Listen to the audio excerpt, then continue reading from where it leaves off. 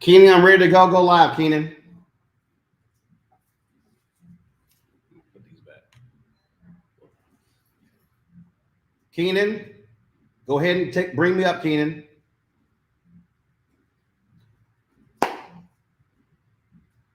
Carol, let's go. All right, folks, we are live right now, folks. So we're in the second hour of Roland Martin Unfiltered on the Black Star Network. We're doing something that is quite unique. We told you about the app Fanbase. We talked about the app, what it does, what it means, and how important it is in terms of a Black-owned social media. But it's not just for Africans. So we're in the second hour for anybody, and so. What our goal tonight, for the next 2 hours, is to raise as much money as we can because Fanbase is in the middle of a Series A raise, and so we got a lot of great people who are lined up. And you know what? Last night was a perfect example why an app like Fanbase is critically important. If y'all are watching the show, I told you last night, Oprah Winfrey and Vice President Kamala Harris held a virtual voter rally. Okay. Vice President Kamala Harris had about 297,000 people watching on her YouTube channel. Oprah had about 100,000. Both of them had about 20,000 people who were watching on their Instagram pages. They had about 200,000, I think, that were watching on Twitter. So I told you. Last night, Oprah has 21 million followers on Facebook. A virtual 1,700 people were watching her live feed on her Facebook page. 4,700 are watching Vice President Kamala Harris's Facebook page. I think she has like 5.5 million. I've got 1.3 million people on my Facebook page, only 230. And so people don't realize these apps are actually suppressing content. You're not actually reaching all of your people, but with Fanbase, that's a different conversation. What I want to do right now is bring in the founder and CEO of Fanbase, Isaac Hayes III, as we kick off this Fanbase invest-a-thon. So Isaac, let's talk about why you wanted to do this tonight. I wanted to take the opportunity to converge the Black community and understanding the important place we are right now, the inflection point we are in technology and ownership and culture. Tonight, you're going to hear from some really amazing, knowledgeable people, people who are passionate about their community, investing. You're going to hear from Charlamagne. You're going to hear from Pastor Jamal Bryant. You're going to hear from Will.i.am. You're going to hear from Tamika Mallory. You're going to hear from Candy Burris. You're going to hear from Ryan Wilson. You're going to hear from, so many people that understand where we are and their different perspectives of why this moment to invest in this startup and elevate this startup to the level of an Instagram and a TikTok by collectively using equity crowdfunding to insert our dollars into a company, use that app, scale that app to multi-billions of dollars, and then see what generational wealth can be created. So that is why I wanted to do this. Roland, first of all, being the person that's allowed us to do this and giving me the opportunity to do this. I think it's amazingly important. And I want to thank you for allowing me to do this. Also, want to Earn Your Leisure. I hear something in the background. I want to shout out Earn Your Leisure. I want to shout out Reallyfe Productions. These are streaming live on Earn Your Leisure's YouTube, your YouTube, Reallyfe Productions YouTube, the Black Star Network, on Fanbase. We're on LinkedIn. We're on all these channels right now streaming live. So I want the entire world to understand about this and hear this message tonight. So before we go to you talked about the wealth creation part, I want to go back to the freedom for content creators. Mm-hmm.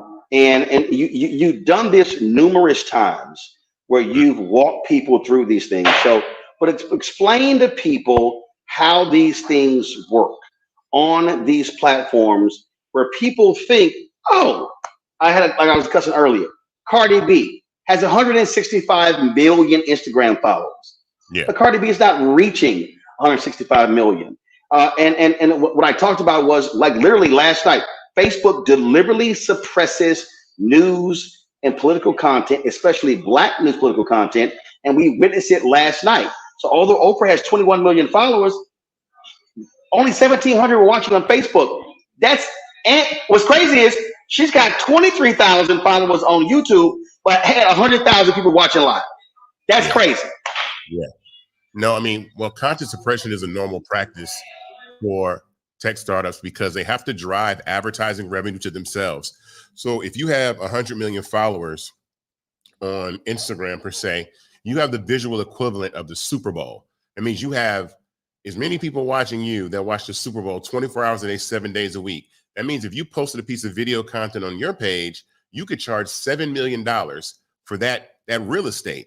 And Instagram and Meta and Facebook know that. So for that very reason, they suppress your content to force advertisers to run ads through them. So why would they let you reach 100 million people when they're about to charge, Coca-Cola or Dunkin' money to reach 100 million people? If you could reach 100 million people, Dunkin' and Coca-Cola would come to pay you. We do not do that at Fanbase. This is an engagement platform. We are a startup that has an ambitious, different view on the future of social media, that everybody is a content creator now.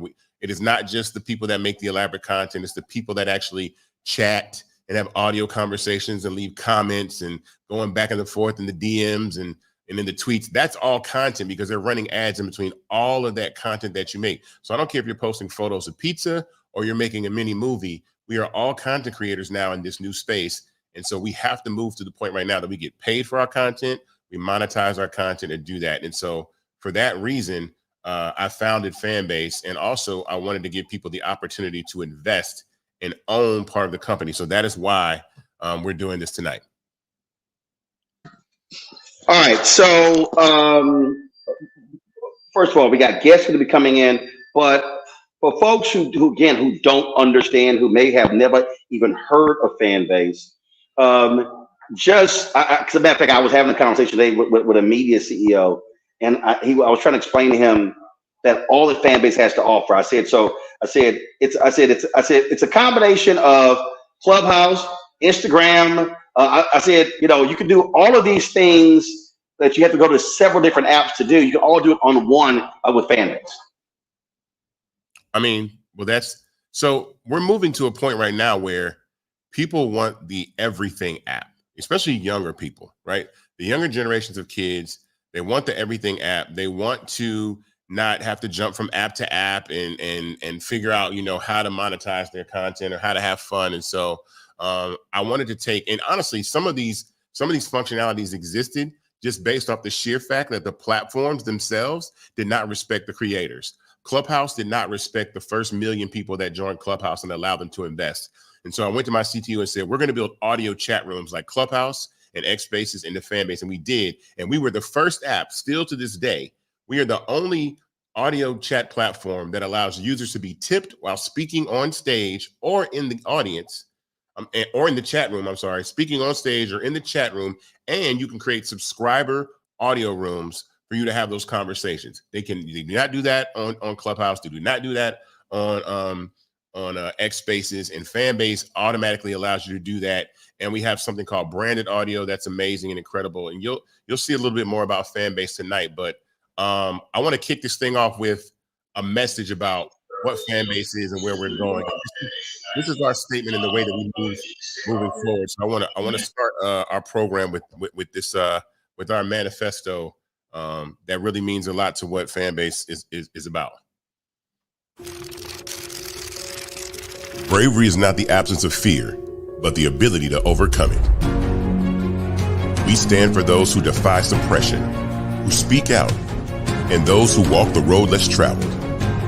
Everyone deserves to be seen and their voices be heard. We're sparking a movement, growing a community of creators united by the desire for freedom, choice, equity, and ownership. At Fanbase, it's all for one and one for all. We support each other to guide, promote, and uplift you in a place where you can unapologetically be yourself. A place where your voice, ideas, and creativity are not just welcomed, but celebrated. We are Black founded, minority funded, and supported by a diverse, inclusive, powerful community that believes in the strength of authenticity and individual choice. Regardless of success or background, we welcome you, the marginalized, the underappreciated, the successful, the superstar. We're for all who seek a space to express themselves freely, where they are rewarded for being their authentic, true self. We transcend labels because only we have the right to define ourselves. We are built for the brave, the culture, the creators, and for the future where everyone has a power to shape their own destiny, where all are empowered, voices are amplified, and freedom is embraced. For the first time, you have a chance to own the platform you helped make popular. It's a revolution, a movement in how we connect, create, and share. Everyone is a creator, and everyone has a fan base. Here, you can be you without limits.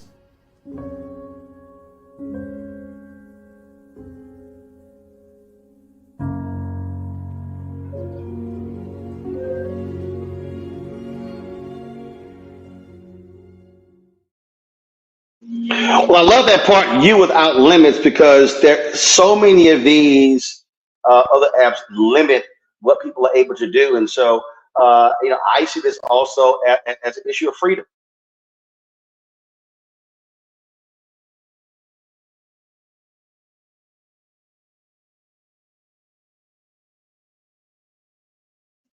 Isaac, I think you're on mute. Sorry. There you go. Yeah, this is our goal and our plan and our mission statement of how we plan to do that. Right now, if you're watching, you see this link on the page. You can go to startengine.com/fanbase to invest. The minimum to invest in Fanbase is $399, and you're going to learn a lot about that. You're going to learn about equity crowdfunding and investing and stuff like that all through the program.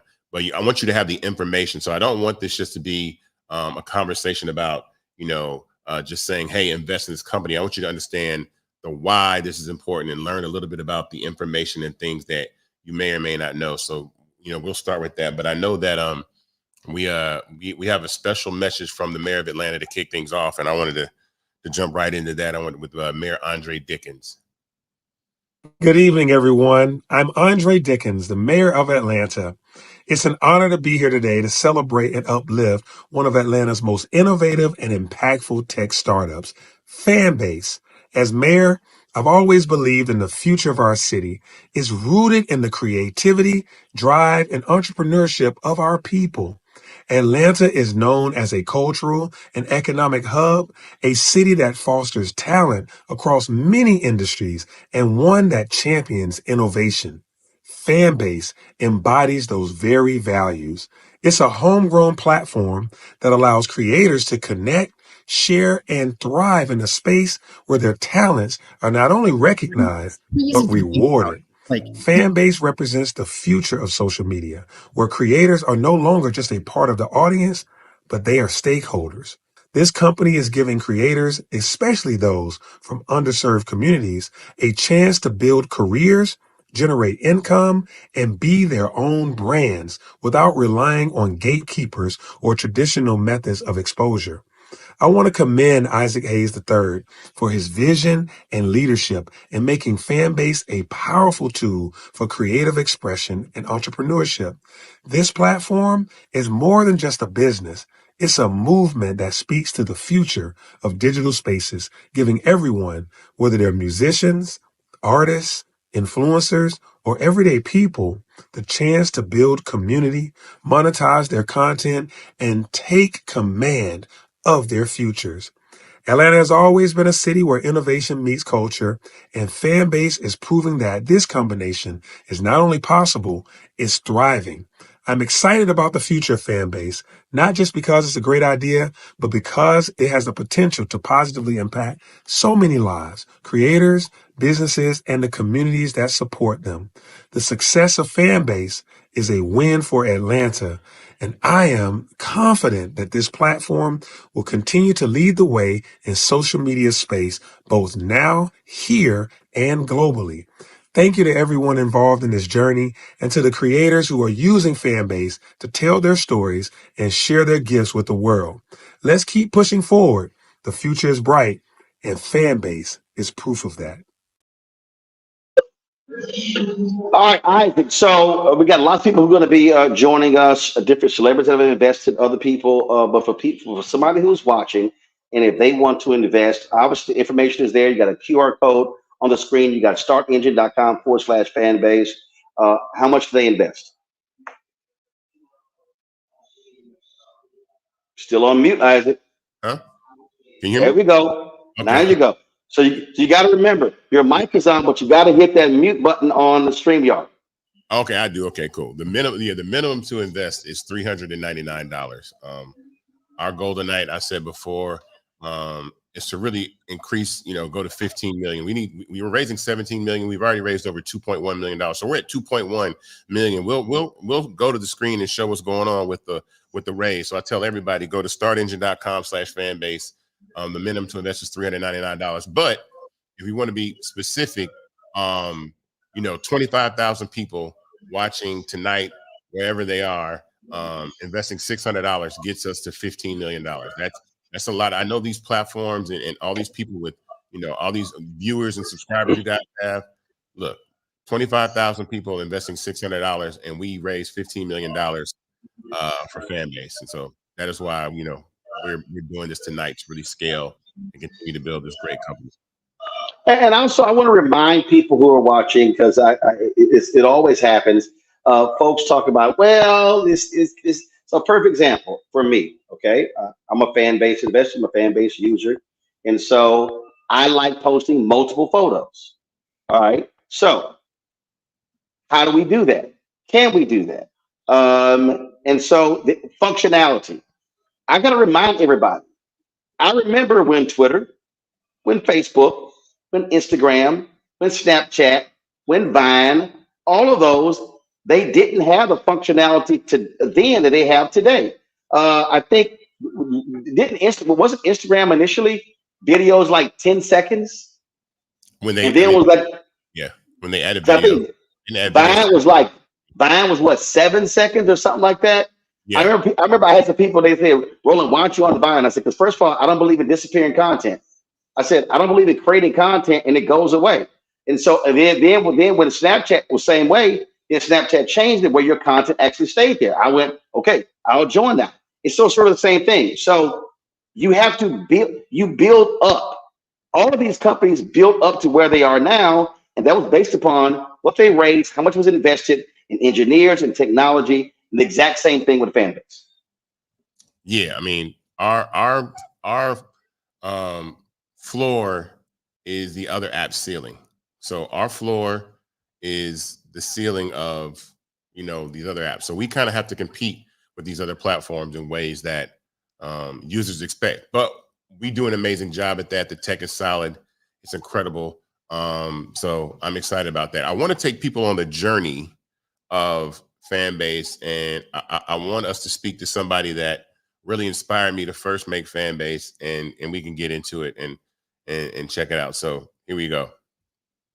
All right. This is a special guest, probably the most important guest of invest-a-thon. Ladies and gentlemen, I'd like you all to meet Ghetto Spider. What's up, man? Hello. How's everything going, man? Everything is going excellent. Now, for people that don't know, you are the reason Fanbase exists. I want to talk about that. You went viral dancing in a Spider-Man costume in a GameStop. Yes, that's correct. And you are from Memphis, Tennessee. Let's go. Memphis, Tennessee. All the way. So I shot you a DM. You asked me if I managed content creators, which I didn't at the time. But you were really adamant about us connecting. Yeah, that's correct. Yeah. So I got out that conversation saying, wow, like this kid's going viral. You got like 300,000 followers out of nowhere. It was crazy. I was like, he's having the time of his life going viral in this costume, but how does he monetize that situation? Right. And, I was like, yo, we need an app where people can subscribe to people like Netflix, because if there's a chance that Disney or Marvel didn't want you using the costume, you're an amazing dancer. So I wanted people to be able to have an opportunity to monetize their content. And I don't think I ever talked to you for like an entire year. I really jumped into building Fanbase. and came back and told you about, what Fanbase was about. So subsequently, you became a Fanbase investor. Yes, I did. I think, was it the same year or the year after? I'm not sure. It was pretty quick. I mean, I just thought it was amazing that, I built this platform for content creators. You are a content creator. You're very successful in your own right, but giving you the opportunity to monetize your content on social media without being suppressed or getting banned or stuff like that is important. So what are you up to now? So I created the Ghetto Avengers. I started off as Ghetto Spider, so it'll be nice to bring that audience to Fanbase, you know what I'm saying? Like, just bring the whole audience to Fanbase, because it's like a community. Like, YouTube, it don't feel more like a community, because everyone bring people from YouTube to Discord, but I feel like Fanbase will be more of a community thing. Well, I got something really special that I'm going to show you offline, but I appreciate you stopping by. Tell everybody where they can go invest. Do you remember where everybody can go invest? Start Engine. I think it's like you can start out at 300, 250, 300? $3.99. $3.99. $3.99. Hey, go invest. Hey, Fanbase. And it sound like Fanbase sound like, I'm not sure if I'm getting deja vu, but Fanbase sound like an out that it needs to be up there. Like, how did you get that name to begin with? I trademarked it as soon as I heard it. Like, that name's supposed to be known. Like, everyone should know that name by now. Fanbase. Trust me, after this, everyone will know the name. Hey, I'm looking forward. I'm an early investor. I'm excited to see this journey. Let's do it. Thank you very much, man. I'll talk to you later. I talk to you later. Thank you. All right, man. Appreciate it. Hi, I'm Isaac Hayes III, founder and CEO of Fanbase. Fanbase is a free to download, free to use, next generation social media platform that allows anyone to have followers and subscribers on the same page. Fanbase was built through investment dollars from equity crowdfunding from the Jobs Act. People just like you help build Fanbase, and we're looking for more people to help build Fanbase. We are currently raising $17 million in a Regulation A crowdfund on Start Engine. We've already crossed $2.1 million, but we're looking to raise more capital from people just like you that deserve the opportunity to invest in early stage startups without having to be accredited investors. So right now, I'd like you to go to startengine.com/fanbase and invest. The minimum to invest is $399. That gets you 60 shares of stock in Fanbase right now, today. And then use Fanbase to connect with friends, grow your audience, and be you without limits.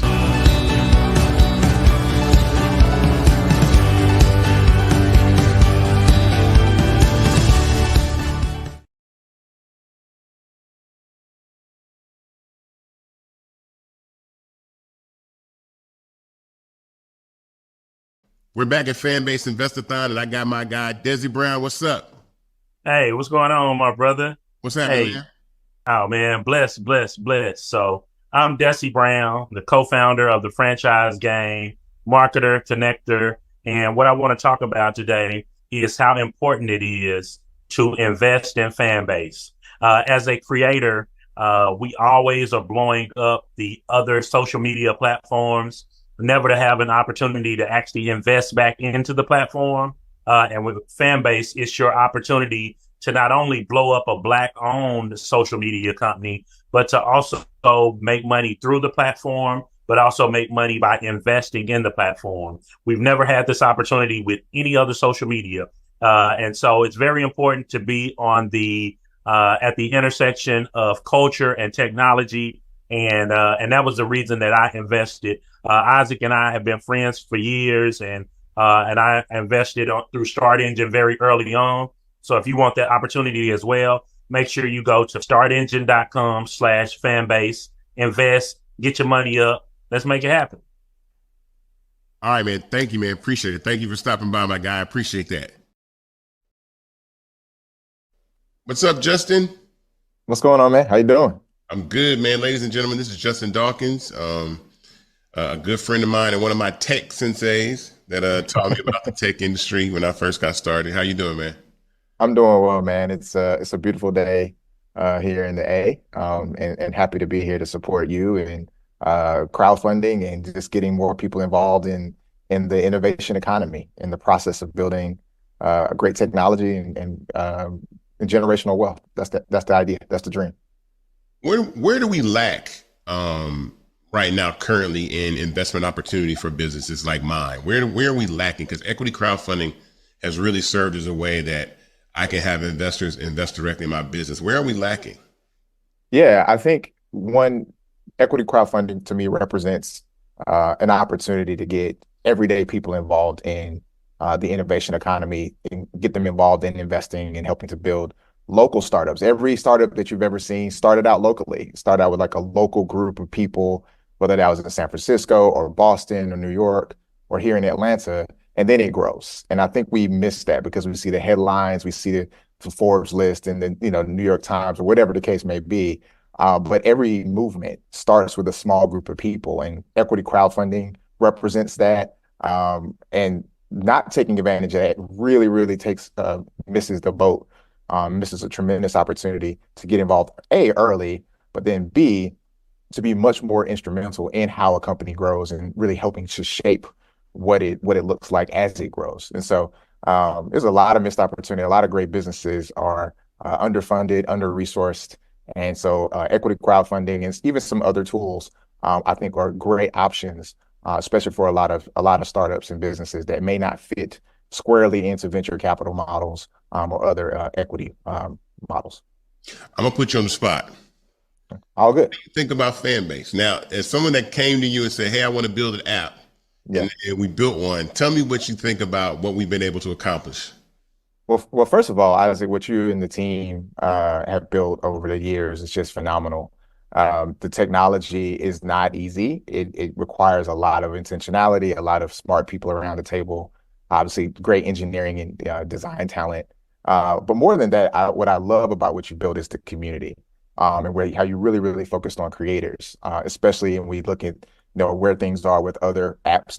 Don't need to be mentioned right now, but we talk a lot about how they treat creators and how they don't capitalize them well, don't invest in them, don't give them the resources they need to be great, or just flat out just don't compensate them well. And I think what Fanbase represents and what you built is an opportunity for folks to, earn money, also build a following, build a tribe, and really, really tap into those folks that are really passionate about them, what they produce and create, and making sure that entire ecosystem is an equitable ecosystem. And I think that's what I'm most proud of when I think about Fanbase, and it's honestly why I personally invested in the company.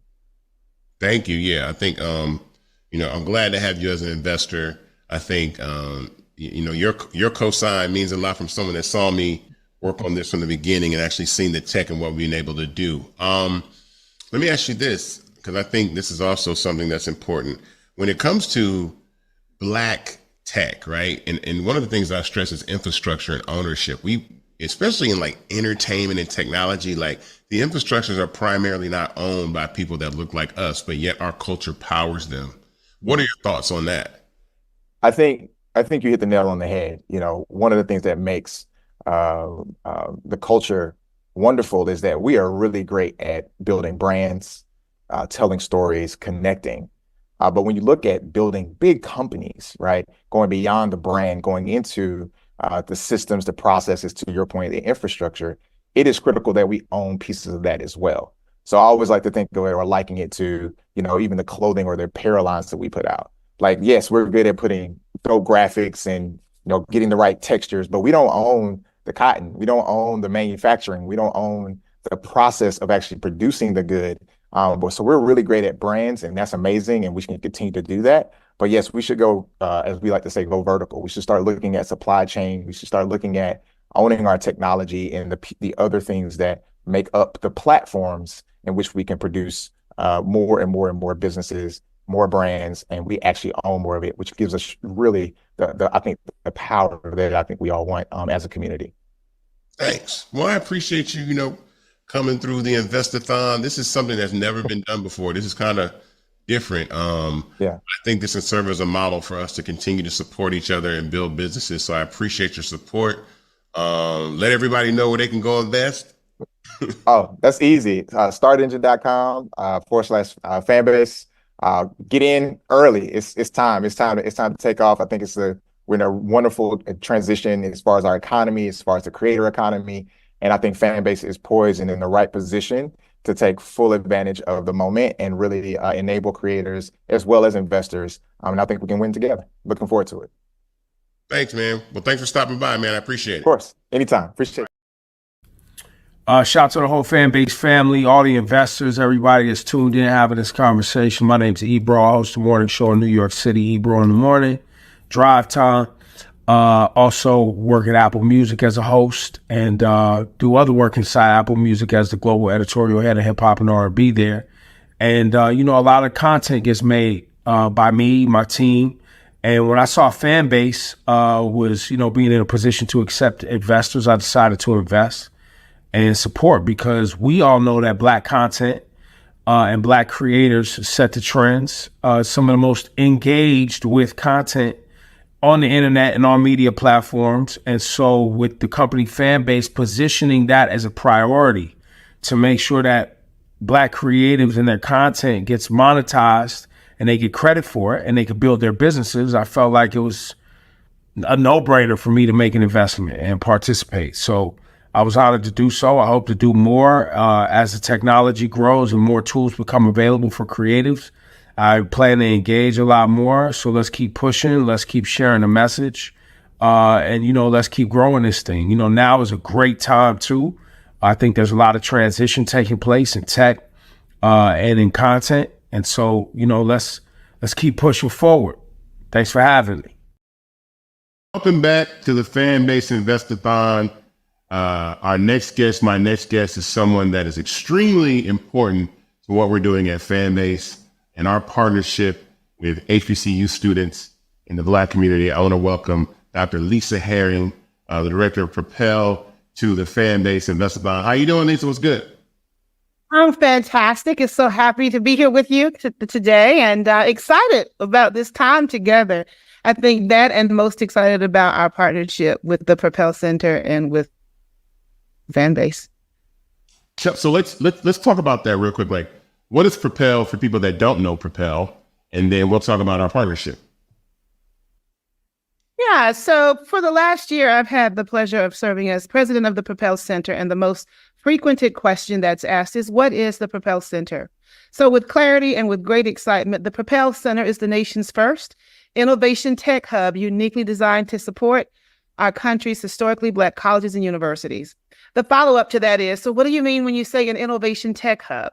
So what we mean very clearly is that as an innovation tech hub, we interface with all of our HBCUs across the HBCU ecosystem by way of connecting with scholars, our students, with faculty, and of course, with the institution at large.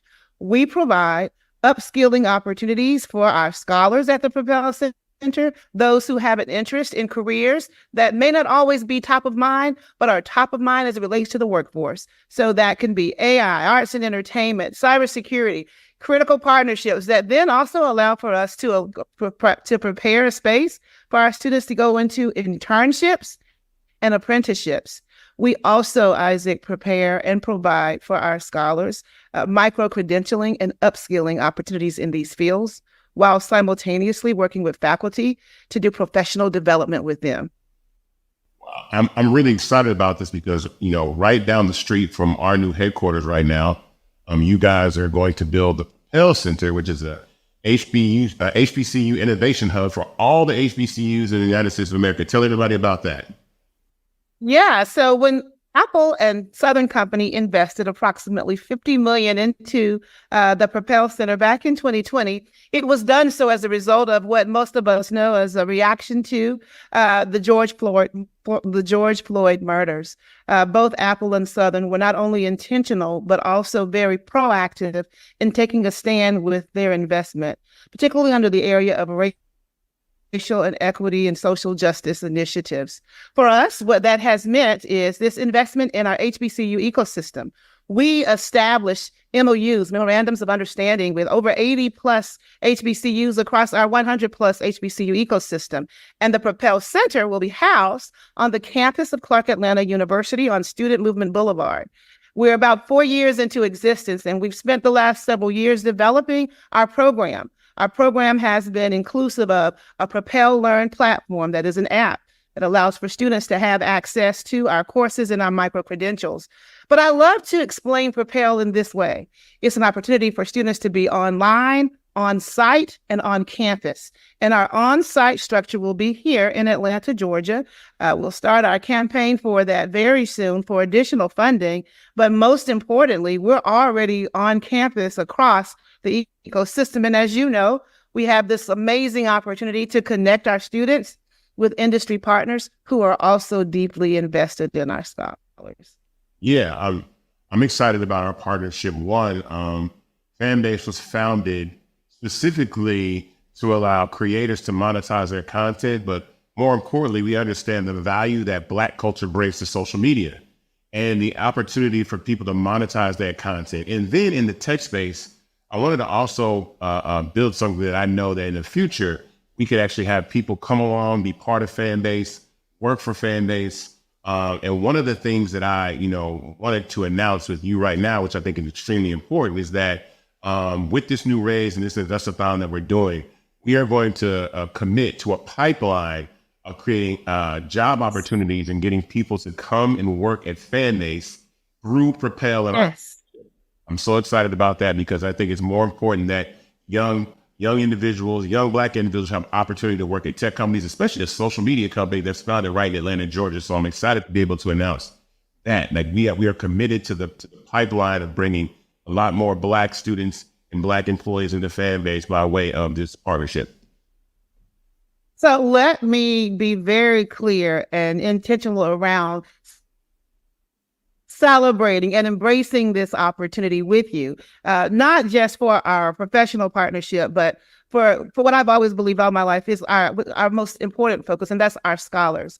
What this does, just to be clear, it addresses the urgency for us to not only support, but create future innovators. That's definitely a part of what's happening. And I want to appreciate something that you said, Isaac, and that is creating pathways for Black creators. So our partnership with Fanbase, hands down, does just that. In partnership with the Propel Center and Fanbase, and when I think about the scholars that I've already had a chance to not only engage with, interview, talk with, even on within the campus of Fanbase, I know that it's a difference maker. And then most importantly, we're investing in what, as an HBCU alum, is important for me to name as HBCU excellence. So this is a lifetime opportunity for not just our professional partnership, it's an opportunity for the scholars that we serve, and it's the way we change the game. And that, my dear, my friend, sir, is the most important work we can do in this time, in our culture, and of course, in our city. So I'm going to also, now here's the next bit of news that I think we're announcing right now, which is the fact that Fanbase is going to commit to taking a portion of our revenue that we make as a company and create the Fanbase Propel Scholarship. So that's right. To announce that, I think that is extremely important. So we could talk a little bit about that, but give me your thoughts on that. So it's not even as much as thought as it is a reaction and gratitude. And let me say this about you and your vision and leadership in this partnership with the Propel Center and our work for, as I shared earlier, investing in HBCU excellence. This opportunity to raise money that allows for scholarships to go to an HBCU scholar that's connected with the Propel Center is not only a shared goal of empowering our young Black leaders, but I think it's so important. It's so important. It changes their life. It eliminates issues of concern. And it also invests in them by saying that we see you, we believe in you, and we want to be a part of this journey, whether that's entrepreneurship, right? Whether that's a creator in the industry, however they see it. So I'm grateful for that. You know, in the absence of our scholars, it's a deep, heartfelt thank you. And in the thinking about our future, this is the way we come together and make a difference in the lives of our Black and brown community, but especially the scholars that we're very focused around supporting. This, sir, is a game changer. So we're deeply excited. We need like a drum roll, right? Can I do like the virtual drum roll or kind of the loud applause, something to that? Yeah, some theme music around it. It's amazing, and I want it to be clear. It is also a collaborative vision, and it speaks to the call to action, where now more than ever we all have to do something to be able to say, not only do we support our HBCU community, we're deeply invested in it, and this is a testament of true investment. Hey, that is the perfect way to wrap this up. I am so appreciative of your time and you coming to Fanbase invest-a-thon. This is a movement, an economic movement, tech movement, and a Black movement per se too, definitely with our partnership. So I appreciate you stopping through invest-a-thon. I'm excited that you're here. I can't wait to work closer together. You know what I mean? Yes. I know, but yes, please. no, but I thank you. You guys are an amazing partner to have, and I really appreciate that. This is something that is special for us to be able to do as a social media tech startup right here in Atlanta, Georgia. It's to really be connected to the community and HBCUs around the country, and there's a lot of talented young people. I mean, we've done some partnerships in the past, and some of the kids you guys have are incredible, amazing, smart, brilliant people. So I'm glad to be affiliated with you guys and continue to work with you. So thank you for stopping by. I appreciate you very much. And I'm sure we will cross paths sooner than later, as always. As always. And thank you for rising to the call to action. What you're doing is, as I shared earlier, it's life-saving for our scholars and our institutions, quite candidly. And the Fanbase and Propel partnership, I know for certain will help advance equity in tech, and that we are going to together help launch the next generation of creators with the tools that they need. And again, in their absence and also in their presence at the Propel Center, we thank you and we thank Fanbase. Thank you very much. Thank you for stopping by. Always. Okay. Back to the Fan-Based Invest-a-thon. Right now, I have Mr. Jared Albritton, host of the Big Tech Energy Podcast. This man has been in the tech space for almost 20 years. He is a fan-based investor, but I definitely wanted to get his voice on this invest-a-thon to talk about the importance of Black tech and owning equity in tech startups. I'll let you take it away, man. Yeah, man. Isaac, really appreciate you for having me on. Really excited about this next round of investment. Really excited for the people that are watching this to have a chance to make history and also become part of a huge Black generational wealth creation event. Once this company, goes public, it gets acquired, whatever the case is going to happen in the future. But yeah, just a little bit about my background. I've been in tech since 2006 and primarily in the startup space since 2010. And, as part of being in the startup space, one thing that's really important to me is equity, because equity is the type of thing where somebody like a seed investor at Uber puts in $5,000 and then once they go public, makes 24 million. These are opportunities that our community typically gets left out of because we don't meet the requirements or we're just not in the right rooms, in the right spaces. So for this opportunity, I'm really excited that you are in the right space. You do have the opportunity. And not only can you invest, but you can also have an impact on how this investment grows in the future by sharing to people to join Fanbase, to create clubs, to make content on the app. And so how I discovered, Fanbase was, I was on this app called Clubhouse, where I was basically helping people break into the tech space and building a huge audience, but I'm building an audience for a platform that I have no ownership in. So when I saw what Isaac was doing with Fanbase, I jumped right in, invested really early. Since I've invested, I think my investment has increased 5-10x, something to that effect. But that's only just a small amount compared to where I see it going in the future. If our community does what we do on all platforms, which is bring our humor, bring our swagger, bring our, point of view that has blown up other social media platforms. If we just go ahead and do the same thing, Fanbase is absolutely going to be successful. And what I like about Fanbase, besides the fact that, it's Black owned and we can have ownership, is just the functionality aspect of it. You can do things like I do on YouTube on the app. You can do things like I did on Clubhouse with social audio on the app. You can do things like I do on Instagram on the app. But instead of only seeing, only my audience seeing, only a small amount of my audience seeing this material, the opportunity for my entire audience to see this material and to do revenue share get hearts for everything I do on the platform. I had one conversation I did on Fanbase where I looked on my phone and I made like $25. Clubhouse, Instagram, etc. Never really had that happen. Never had that opportunity. So just thinking about once the app has millions and millions of more users on the app platform, there's no toggling down of the algorithm like you see on Instagram and other platforms. I can envision myself going live on Fanbase and making $1,000, $2,000, $10,000, $50,000. The sky's the limit. So if you're not a user of Fanbase, highly recommend that you use it. But if you're not an investor in Fanbase, this is your opportunity to get in right now before the price goes up, like Fat Joe said. And you can you can absolutely be a part of history. Because what I'm interested in, what I'm excited about, is the fact that this could be an event, however many years down the line. You definitely want to be patient with this investment. Don't think it's going to happen overnight, right? But when it does happen, this is going to create so many Black millionaires. And what that's going to be able to do for our community is incredibly huge. I mean, shoot, if only I think I did the math before, if only 600 people, if 25,000 people invest $600, that's $15 million right there. Just 25,000 people, $600 each. And we could raise $15 million right now, pump it into the app, and then all of the things that he's going to do from a tech standpoint that I heard about that I can't share.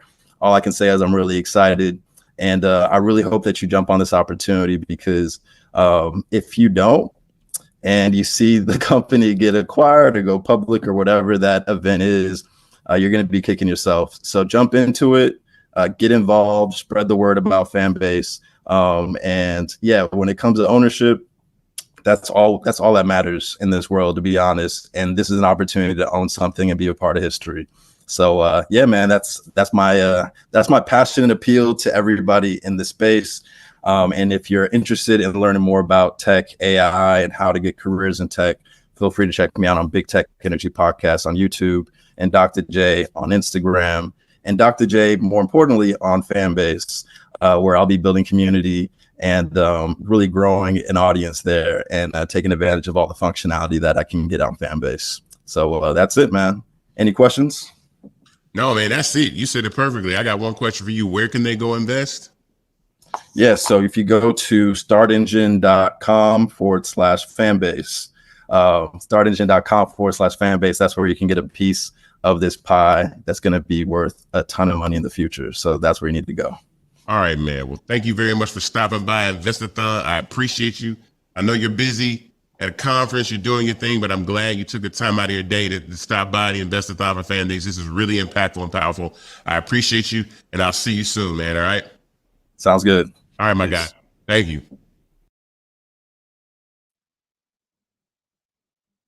All right. So now I have to play this and make this special announcement. Will.i.am is up next, but this isn't really a live conversation. Will.i.am was gracious enough to join the invest-a-thon right from South Africa off the plane, but I'm really excited to bring this conversation, and it's really insightful, and I hope everybody really tunes in and listen to this. So here's the conversation that I had with Will.i.am that I filmed at about 2:30 this morning, 2:30 a.m. I had to get up and do this, but it was important to have Will on, and I wanted to make sure we do that. So here's Will.i.am in our conversation. Ladies and gentlemen, I am not at the Fanbase headquarters. I am at home, but I had to get this amazing guest for the invest-a-thon. Welcome, Will.i.am. How you doing, my guy? What up, Isaac? I'm chilling, bro. Just here in South Africa.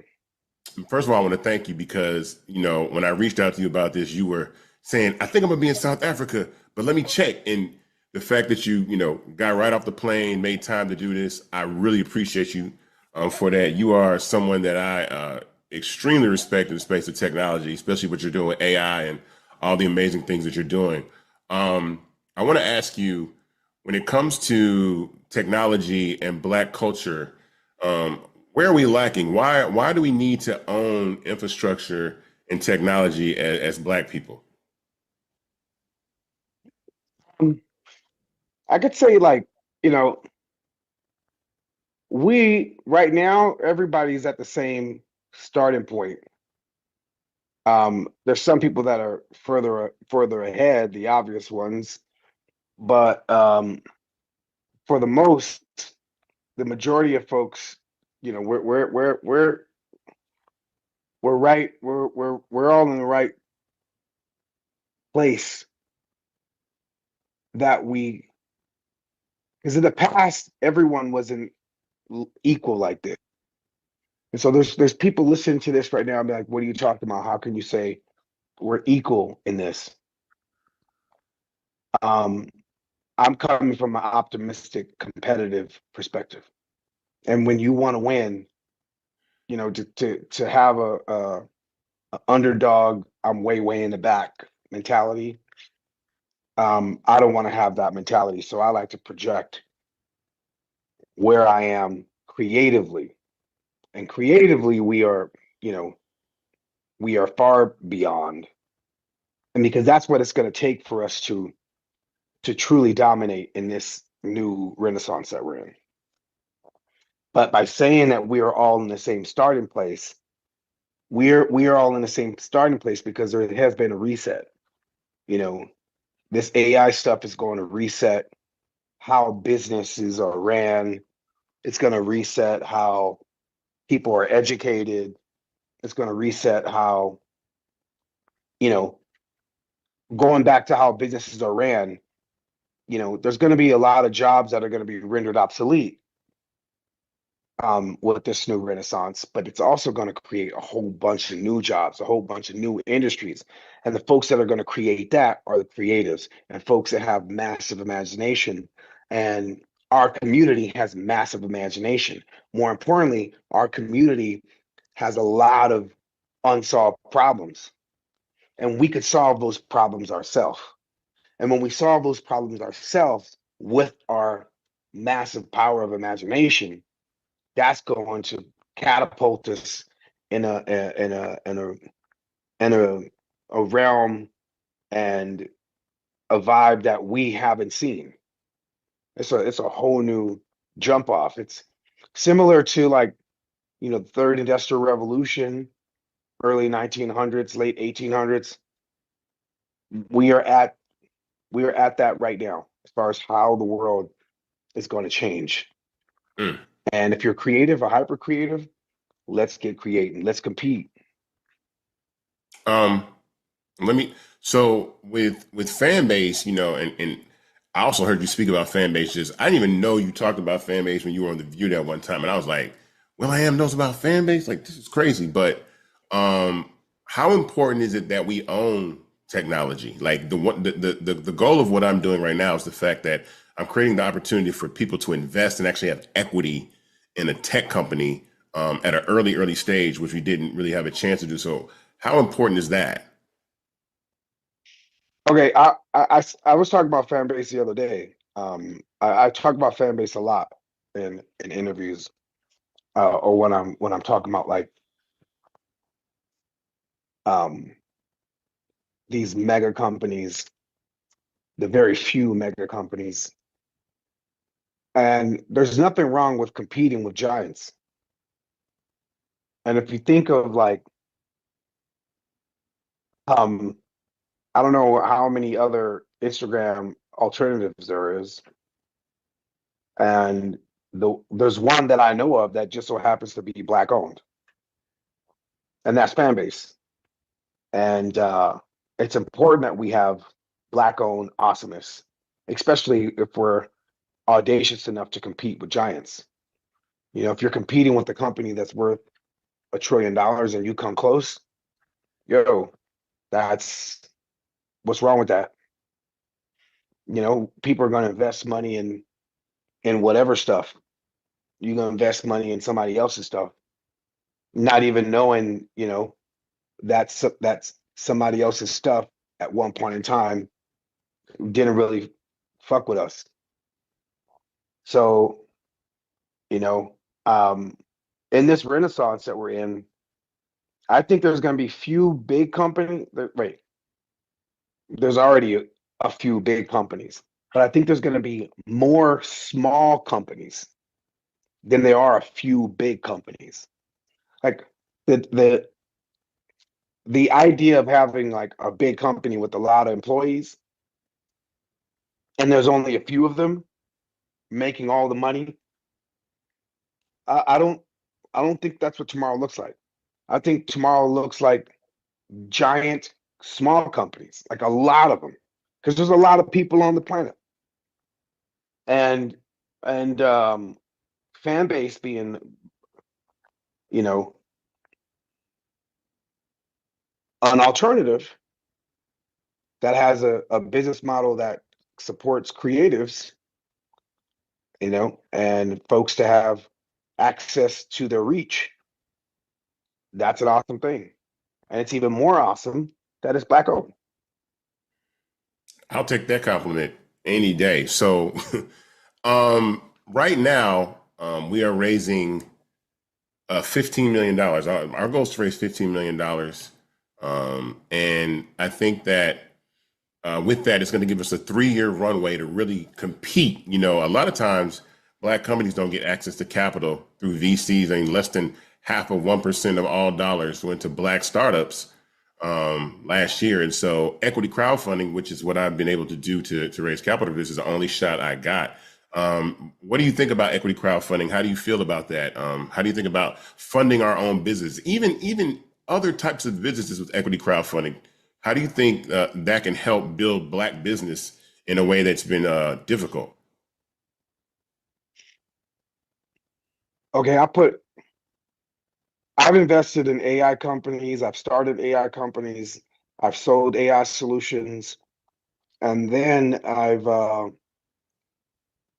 have a foundation where we serve the inner city. I started in the projects that I come from, and I started with 65 students. And, in 2008 to now we serve 15,000 students. And raising money for AI versus raising money for HI, human intelligence, to get Black and brown people up to speed, it's hard. It's not just like raising money for a Black owned company. It's hard raising money just to get Black people and brown people up to speed. And so, and if you think about that hurts. It still hurts my spirit. But I still keep going. We've sent kids to Dartmouth and Brown and Stanford and Georgetown and UCLA, USC. We have amazing, scholars that are going to school for engineering and computer science and synthetic biology. That all come from my neighborhood. But we got some hurdles and some barricades that were thrown at us. And really, at the end of the day, our spinning power, our cool making, our situation at this point in time, we could get ourselves out of this if we supported ourselves, especially in this renaissance. It's going to take our, uncles, our aunts, our mothers, our fathers, to, our next door neighbors, our friends, our cousins, our grandmas, our grandpas. It's going to take us all to help us all out. We are our own cavalry at this point in time, especially with this new tool that we got. And so I know firsthand. I got a company, FYI.AI. It's hard raising money, especially in this climate. We're in a recession. People ain't investing like they used to, especially in Black and brown businesses. And we could come up, we could pull ourselves up, we could push our, make time for one another and support one another. That's why when you were like, yo, I'm doing this thing, I'm like, yo, I gotta show up. In any form, whether it's virtual. If I was in LA, I would get on an airplane, I'll fly to wherever your event was. But yeah, we need each other right now. Thank you. I mean, well, right now we're on Start Engine, so the minimum to invest is $399. That gets you 60 shares of stock in Fanbase, and that's critical at this early stage of a company. It's not just that. Like, you could invest money, or you could just use it all the time. Like, because if people invest and then they don't use it, that ain't good. Right. Like, you know what I mean? Like, use it all the time. Invest and use it all the time. But think about the things that we actually invest in. You know, like, we've invested in characters that poison our community. Like, we celebrate the folks that poison our community. We look up to the cats that like got our aunts and uncles strung out on a substance. We bigging them up. Like, think about the shit that we actually entertain and like respect at the highest level. So, and then there's like this new type of thing that folks they know the importance of it, and you know, you not Nino Brown. This ain't juice, but you got a different juice. You got, you know, something that I wish I could get my cousins and my niece and my nephew to be like, yo, I'm gonna start my own tech company. We need more Isaac Hayes. You know, your dad inspired me to make music. You're gonna inspire my cousins and my family members to start tech companies. I hope, you know, because when they see Uncle Willie, they be like, that's because Uncle Willie, you crazy, Uncle Willie. But when they see somebody else doing it too, right alongside, we got a movement. So back to what I was saying, $399. You gonna spend $399 eventually on some bullshit. But if you're gonna invest $399 and then use it every day to ensure that your investment grows, and you get your cousins in the neighborhood to be on it every day, Yeah. and a movement happens, you know, and you a part of it as it grows, and you pushing it to grow, you out here farming and nurturing something that will change our communities. Like, think Instagram's worth a lot of money. Yeah. It's not just like it's a lot of money. Like, it could. I would always say, like, imagine if WhatsApp came from Watts. Imagine that.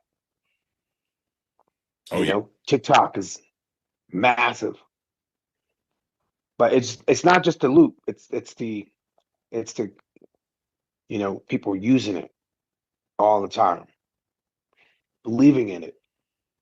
You know, being a part of Beats, I saw it. You know, people use Beats. They wore them. Right? That was the choice.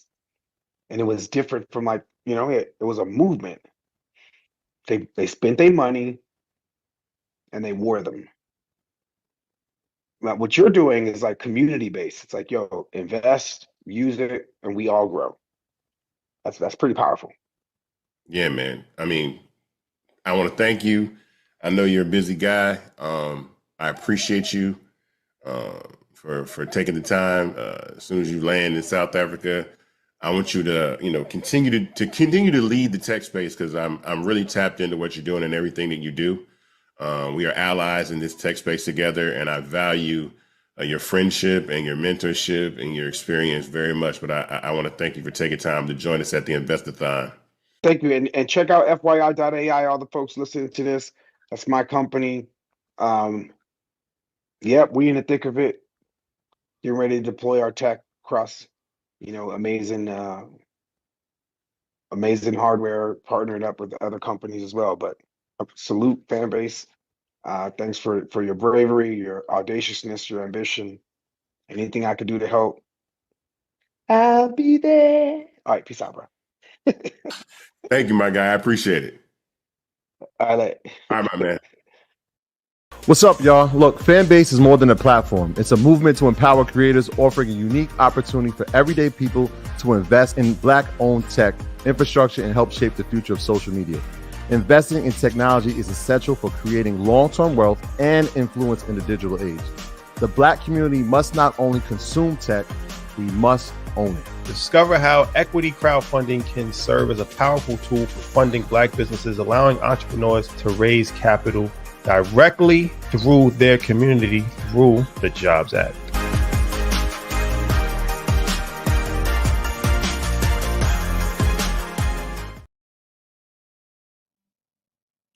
I'm back. We're back on invest-a-thon. Coming up next, I think we have Tamika Mallory. Is she available? If not, we can go to Pastor Jamal Bryant. If Tamika's here, let's go with Tamika. But if not, let's go with Pastor Jamal Bryant.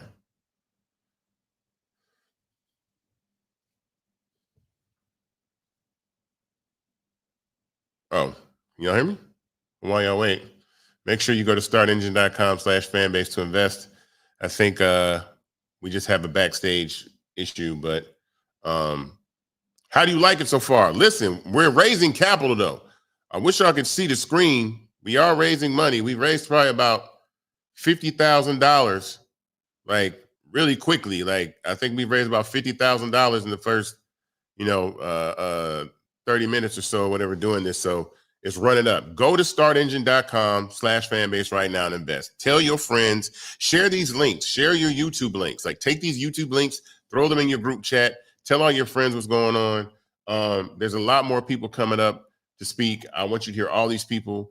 Tap in, let's go, let's roll, let's continue. If you have not invested, reinvest. That is extremely important.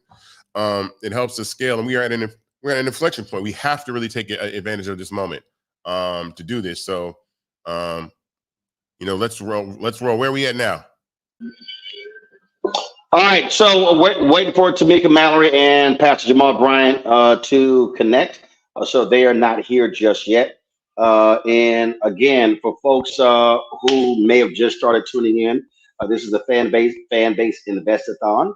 Of course, there's a lot of information out here, folks, so that you can get. I saw someone on the YouTube chat that said, hey, I need more information about the company's financials. Guys, if you go to startengine.com/fanbase, you'll see all of the detailed information, the SEC filings, all this sort of stuff. It's all there at startengine.com/fanbase. And so if you have if you want any information about how the company's performed, its current valuation, how many investors there are, how much was raised in the previous raise, all the information is right there. So all you gotta do is go to it.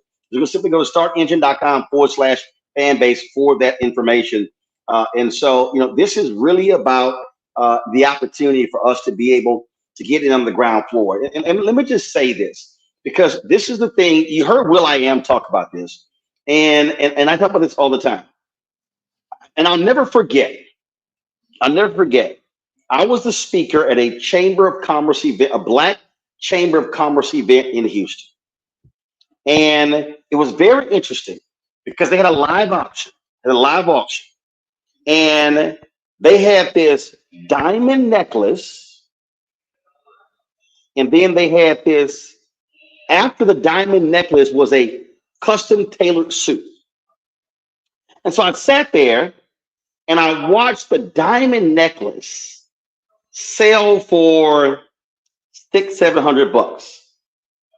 And I literally saw the tailored suit actually go for more than $1,000.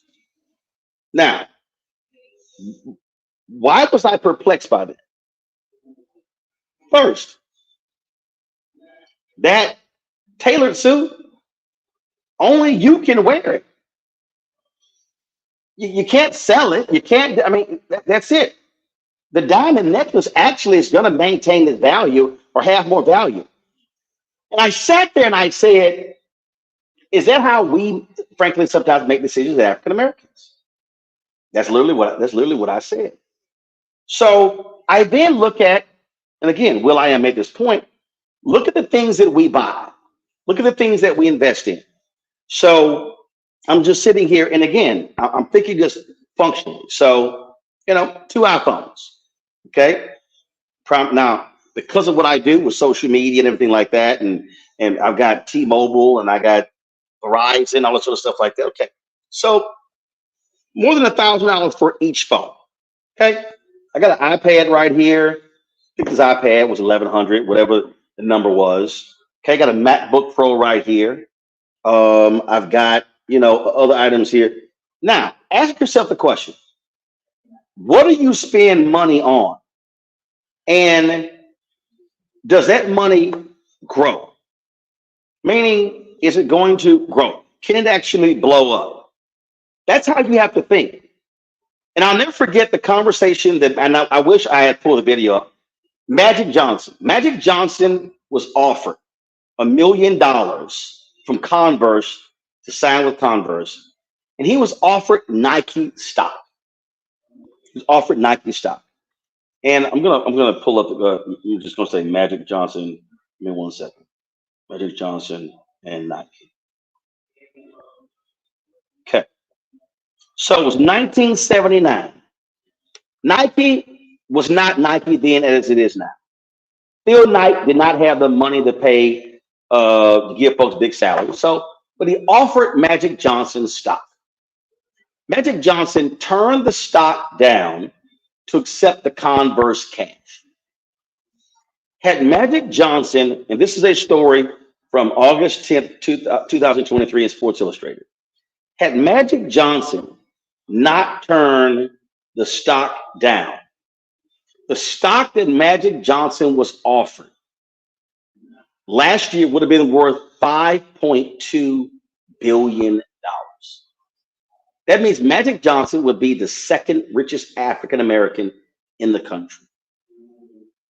But Magic said, we didn't have anybody in my family who had stocks. We didn't know anything about that.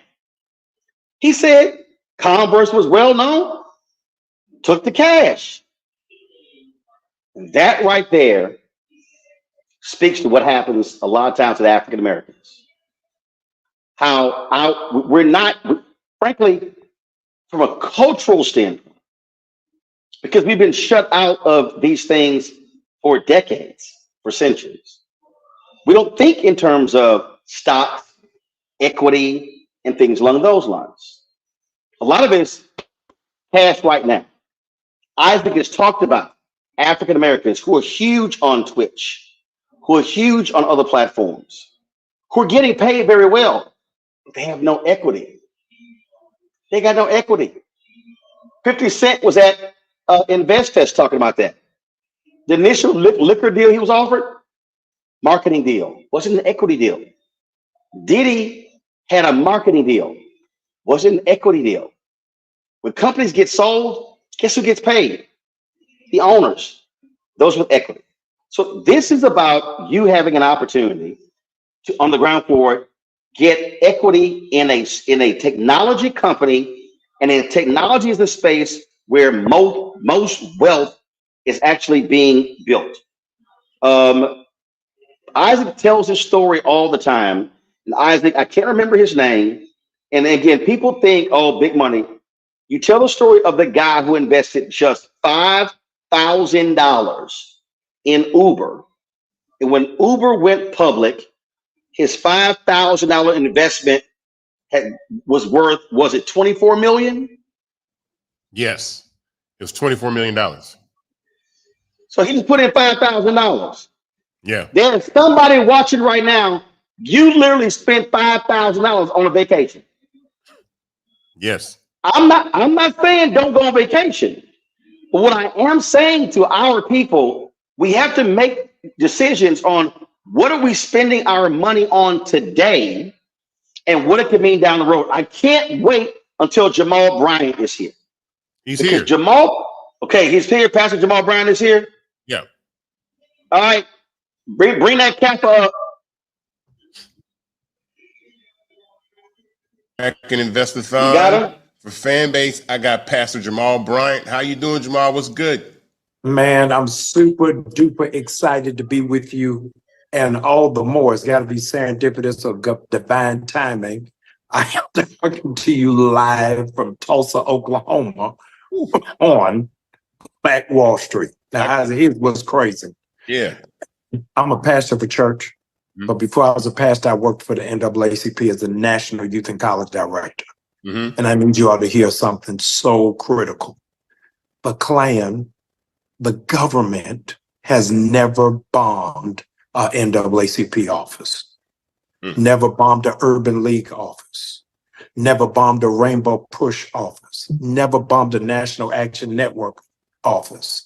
The first time America ever bombed itself was right here in Tulsa, Greenwood, because it was Black economic power.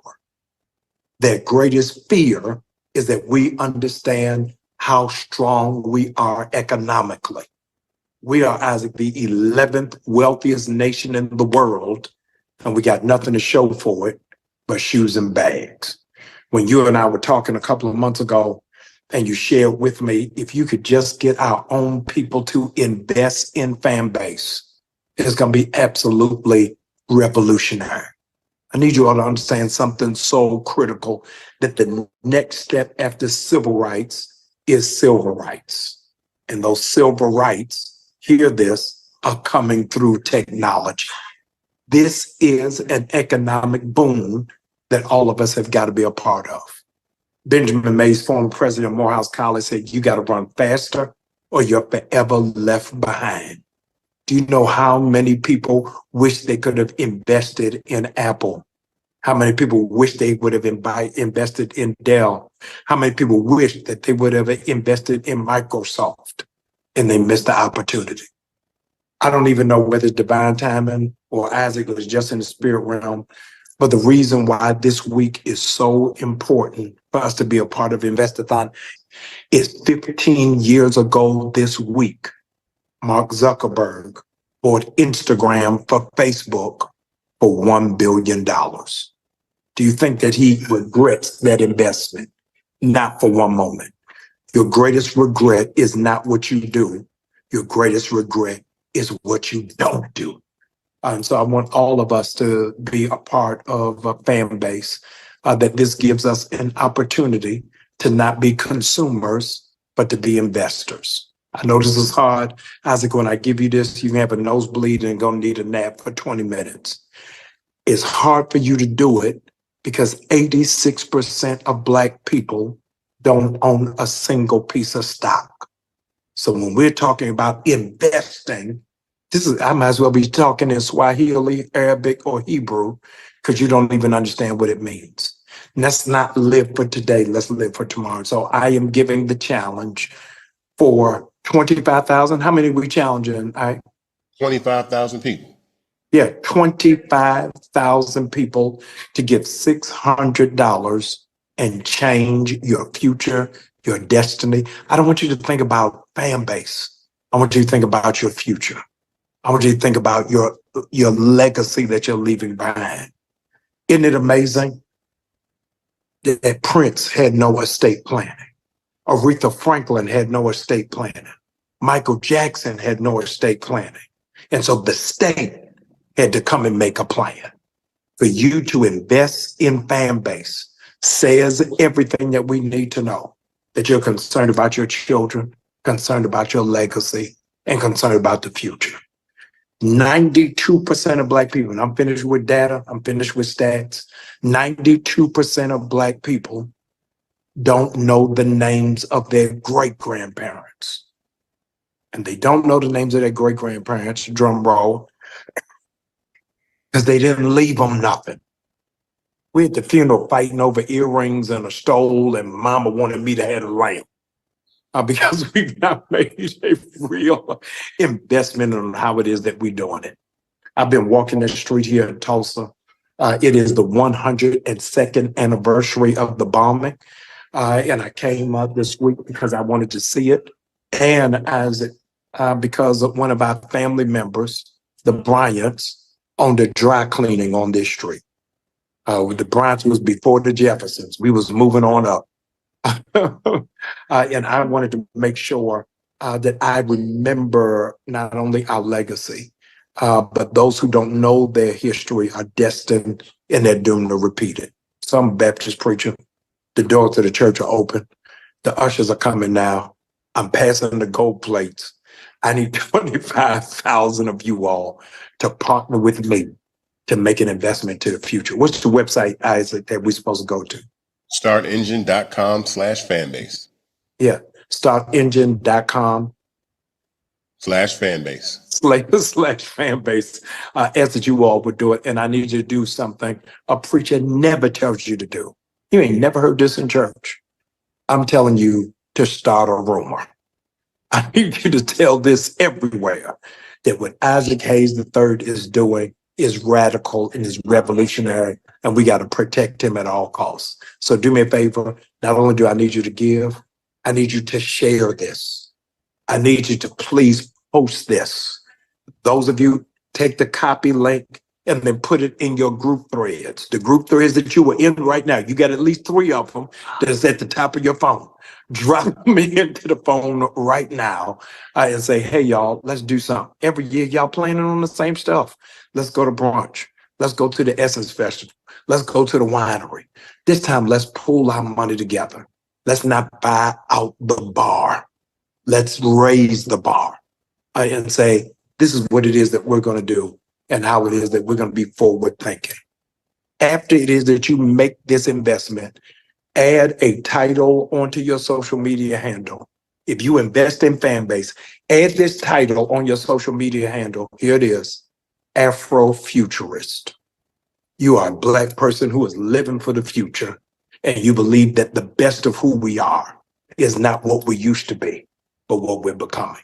So as the children invest 25,000 of y'all, it is. That's not even a half, it's not even a quarter, it's not even a third of those who went to the Million Man March. We're not even asking you to go nowhere.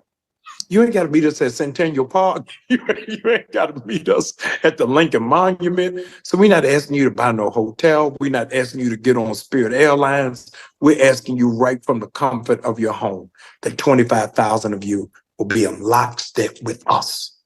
In the days to come, your grandchildren are going to ask you, what were you doing when Fanbase was launched? And you're going to respond, I was watching Netflix. I was watching Hulu. I was in a group thread talking about who got arrested, but I didn't do nothing about the future. Come on, man. Ice Cube said you got to check yourself before you wreck yourself. $600. We spent, if you in Atlanta, you spend that on hookah and lamb chops. Come on, don't play with me. If you in DC, you spend it on mambo sauce. If you in Memphis, you spent it on hot chicken sandwiches. Come on now, don't do this to me. If you in LA, you did it on Randy's Donuts. Wherever it is that you are, I need you to pull that $600 together and let's make an incredible history. Cornel West said Black people got to stop reciting Black history and start making Black history. This is a Black history moment, and I know y'all are thrown off because you only used to doing Black history in February. Well, it's September, and you're still Black. So I need 25,000 of y'all to help us to do something incredible, something monumental, and something significant. If the next president is Black, and they don't have a Black tech or Black economic agenda, we're doing the electric slide backwards. Come on, y'all. Let's move this thing forward. All aboard the love train. You ain't got to get on the midnight train to Georgia. Get on the midnight train to this website. 25,000 of you. Sow a seed of 600, and let's change the world. Isaac, I'm glad to be rocking with you, brother. Anytime you need me, call me Colette. And it don't matter whether I am in Oklahoma or Kenya. I'm gonna be there because I'm looking to cash out. This cannot fail. I got 3 kids in college, and none of them Negroes got a scholarship. I need this to work. So let's do something meaningful. Let's do something significant. Man, thank you very much. I appreciate it, man. Thank you very much. Startengine.com/fanbase, everybody. Thank you, Pastor Brian, for stopping in to the investor. Yep. I appreciate you very much, man. No, love you always for no reason. I see you at the top. All right, man. All right, bless you.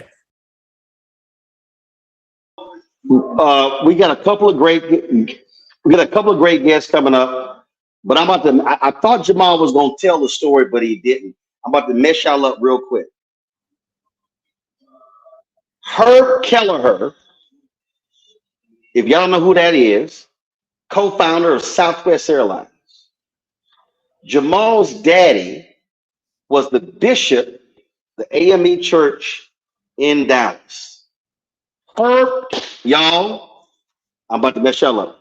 Herb Kelleher approached Jamal's daddy about joining the board of Southwest Airlines, offered him stock. His daddy turned it down. His daddy was like, I don't know about airlines. That was a second company. I can't remember it. I don't know if it was Blockbuster. That was a second company. Same thing. Jamal said to this day, his mama want to smack his daddy. Why am I saying that, y'all? I'm telling you. I'm telling you. Why am I saying that? Because had Jamal's daddy accepted that offer, Jamal wouldn't be worried about the scholarships for his daughters. Because that stock potentially could be 10, 20, 30, 50, $100 million today. This is what we're talking about, y'all. It's what we don't know that's throwing us up. This all information. I see y'all in the chat. Y'all all keep saying, asking about the investments. Listen to me clearly. Everything you want to know about this investment, just go to startengine.com/fanbase. I see y'all asking about the investments. Y'all just go to the site. Stop asking the moderators to give it all. It's all there. But what we have to do is we have got to get our people to understand you're not gonna build wealth working on that job, making $40,000, $50,000 and paying your bills. It's not. This is how, in the last 20 years, technology is driving wealth creation in the United States. We got a So guest. We got Tamika Mallory with us. Tamika Mallory, co-founder of Until Freedom. She joins us right now. Tamika, What's what up? what's up, family? What's up? How y'all doing? We're doing great, man. Thank you for coming to the invest-a-thon. I appreciate you. You've been a supporter of Fanbase, an ally. I appreciate you so much. I want you to give your perspective of where we are right now and why we need this platform and why this platform is important to you. Well, I think there's, several reasons. First of all, there's very personal reasons. And I think that people ask me why I do civil rights work and why I'm so committed to the movement. And they expect me to give them this big answer that includes all of the people in the world that I want to help. And sometimes I tell them it's real personal for me, my son, my granddaughter, my father, my family, and even me. I want us to be safe and to be protected. And so for me, it's real personal. I listen to Jamal, as only Jamal can speak, say some really powerful things about, why we need to focus on building wealth. But he also said that we only have to show for most of our money, bags and shoes, and we fighting over the stolen, the earrings. And let me tell you, I want the bags, the shoes, I want the stole, I want the earrings, and I'm on my way right now to buy out the bar, as he said. And I think we should have all those things, but I also want financial freedom. I also want to make sure that my family, that I am able to leave them something and that they do know my name and that they can remember me for more than just being out in the streets protesting and organizing our people. That is important, but it is also important for us to organize our people to be able to sustain ourselves. I, in my heart of hearts, am an abolitionist. I do not believe in having police and outsiders providing public safety for our community. I believe that we should be providing our own public safety and that most of what happens in terms of holding our people accountable should be done within the community.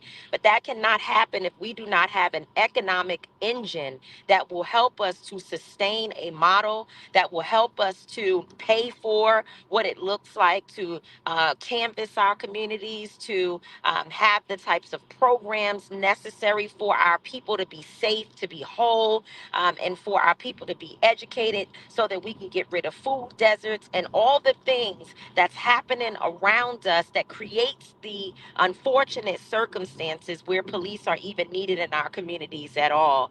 I believe that our economic freedom is going I believe that our economic freedom is going to be the key towards our sustainability and to us taking and having self-determination and taking into our own hands what we know how to do for ourselves. In every community that I work in, where they have strong grassroots organizations that are doing anti-violence work, I think about Erica Ford here in New York City and A.T. Mitchell and my brother, my son, and so many who do work on the ground in places like New York City, even in Newark, New Jersey, where Mayor Ross Baraka has invested incredibly in grassroots organizing. You can see the difference in the community. You can see where our people are more comfortable to walk into an office and say, I need help. You can see where some of the most notorious young people are turning their lives around and getting the help and the support and the resources that they need. But that is going to come from us being able to take care of us, because we know looking to the outside, looking for other individuals to care about our communities and to invest in our communities the proper way is never going to happen. If we are waiting for someone to come and save us, they have not been here yet. They're not planning on coming. It is us for us, and it's about us. And so, my investment in Fanbase was one of the first investments that I made when I had a little bit of money from a book deal that I received. I put my money into Fanbase, and I'm proud to join other Black folks. In fact, I put my money in because Roland Martin called me on the phone one night and told me I had no choice. And I tell you, it was a good decision. I feel very good about the support for Fanbase, but I also feel good that I had the wisdom to listen to wisdom and understand that if Roland was calling me and giving me a direction, I didn't need to ask him 50 million questions. While I'm not saying that people should not understand Fanbase inside out, as you are thinking about investing, you should do that with anything. But I was able to trust the fact that Roland was going to give me the right info and he was going to put me in the right direction. So hopefully those of you who are listening, that you will believe that today, as you see so many of us who work so hard on behalf of our communities. We are invested in something that we know is going to win. I appreciate you, Isaac. I see you. I see what you're doing for the community. You are the type of person that I want to be invested in. Someone who is courageous, bold, who speaks up against all the suckers out here that's trying to play our communities. You're doing your role, your part, and really holding down your role. And we love you and appreciate you. So I'm Fanbase all the way. And I'm asking all of you who are on here tonight to go out, tell everybody. They say lottie dottie and everybody in your family to invest $600 in Fanbase by going to startengine.com/Fanbase. Wow. Thank you so much. I appreciate you. I sure did. Awesome. You did. I want to bully you. Well, I mean, but look, one reason I did that is like Tamika's out there on the front lines. And listen, ain't no 401k plan in civil rights work. That's Reverend Right. Jackson always says that. And so here was an opportunity to support a Black owned tech company, allow an investment to build and grow. And so then all of a sudden, if this thing takes off like we want it to, like it should, all of a sudden you get a return on that. And so again, this is how wealth is being created. And unfortunately, in all these cases, we do not have an opportunity to get in on the ground floor, a lot of these investments, and this opportunity allowed us to do so. 100%. I thank you. I love y'all. Appreciate it. I'm not gonna buy out the bar, but it sounded good at the time because I was trying to do a little play off of Jamal. But I ain't buying out the bar. I'm on a 2-drink minimum and back home in the bed. I love y'all. See, this is why for me, by not drinking, I don't spend no money on alcohol. Right.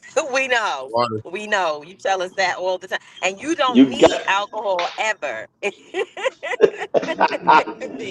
right, Tamika, appreciate it. Good to see you, darling. Folks, go ahead, Isaac. Next. Go Candy. Hey friends, what's up? It's your girl Candy. A lot of y'all know me from a lot of different media platforms, But most of y'all know I'm about my business. Let's just get straight to it. And with that being said, over the years, I made a lot of investments. I've invested into a lot of different things. But I would have to say, there's not been many times that I've had the opportunity to invest into a company that has the potential to be $1 billion company one day early on. How many times have we heard people say stuff like, oh, if you would have invested in Apple back in, I don't know, back in the 90s or the 80s, you would have $100 million right now. I'm just making up numbers, okay? I'm just saying, but y'all know what I'm talking about. How many times have we heard that? And we always say, dang, I wish I would have had that opportunity. Okay, with that being said, I am an investor in Fanbase. I got in early, and, I'm not telling you what to do. I'm just telling you what I did. I do think that this company is on to something. I feel like we all know social media is huge, and we all seen different apps blow up crazy, right? And but I have to say, with those apps, I didn't have the opportunity to invest early.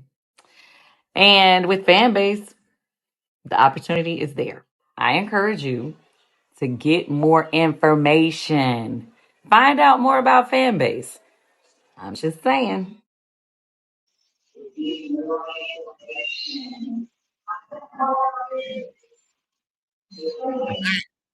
We got Kimberly Blackwell rolling. Kimberly Blackwell, what's happening? Kimberly, Hey, how y'all doing? what's good?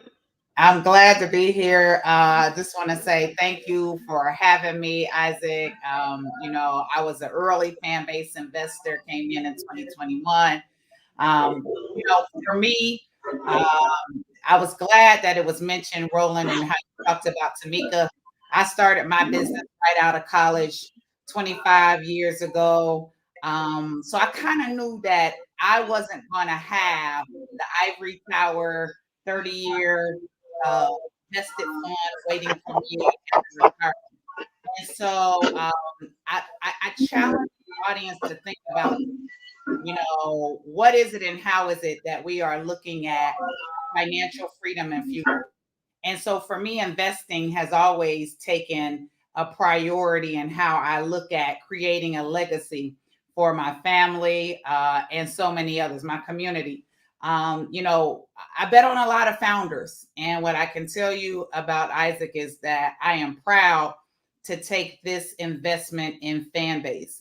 But I also encourage everyone to look at what it is and how it is that you're placing your monies and investments.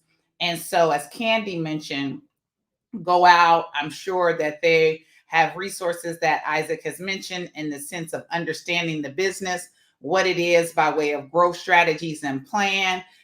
You're talking about culture, you're talking about technology. One of the things I liked about Fanbase when I was introduced was really how the monetization opportunities to build and create wealth in a way as an additional stream of revenue that we often and always all need.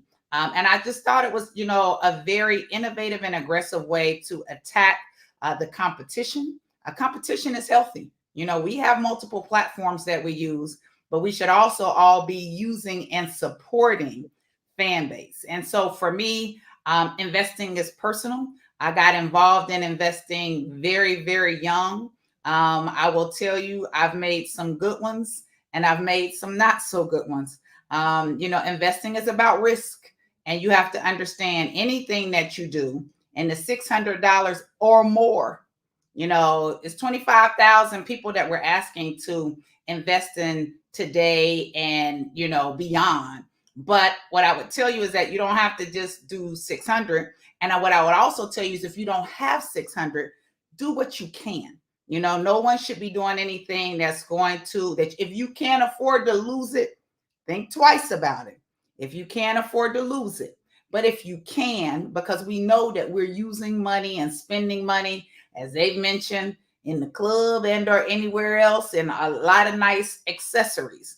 But why not take an opportunity to get into something at, you know, what I don't even want to say startup, because now we have a history and a history of performance. The business is still here. So we know that Isaac and team are doing some of the right things in the sense of where and how they've expanded their product offerings from the initial set. And I'm actually just proud to be a part of the tribe. I think we have to understand too that other communities are so good at supporting one another. So why wouldn't I, when he called me, and I do, thank you, Lord, have, why wouldn't I put money into supporting another business that I believe in, another founder that I believe in, to do the right thing? And what I will tell you is that I sit in a lot of investment communities where folks talk about the deals that have been mentioned, where they put in less than, you know, 5,000 up to 25,000. And as was mentioned, they are wealthy individuals. We have an opportunity to do the same. And I encourage you all to go out, you know, look at Start Engine /Fanbase. If you have questions, Isaac, I do encourage you, because if there are a lot of questions in there, we do need to make sure we're directing them to where they can have it and feel good about it and inform, because I know you've already done the work. And then, you know, let's take this ride together, because Lord knows that I am hoping that this is the one that allows me to cash out. We gonna cash you out. You getting cashed out. You getting cashed out. This is a community effort. Look, man, if we don't own infrastructure, my thing I say, look, man, and you know, this is a conversation that I have all the time. I went through a list of Black-owned inventions, and it just broke my heart that we invented ice cream and we're not Breyers. We invented the alarm system and we're not ADT and Brinks. It's just, at some point, we have to stop and build the infrastructure.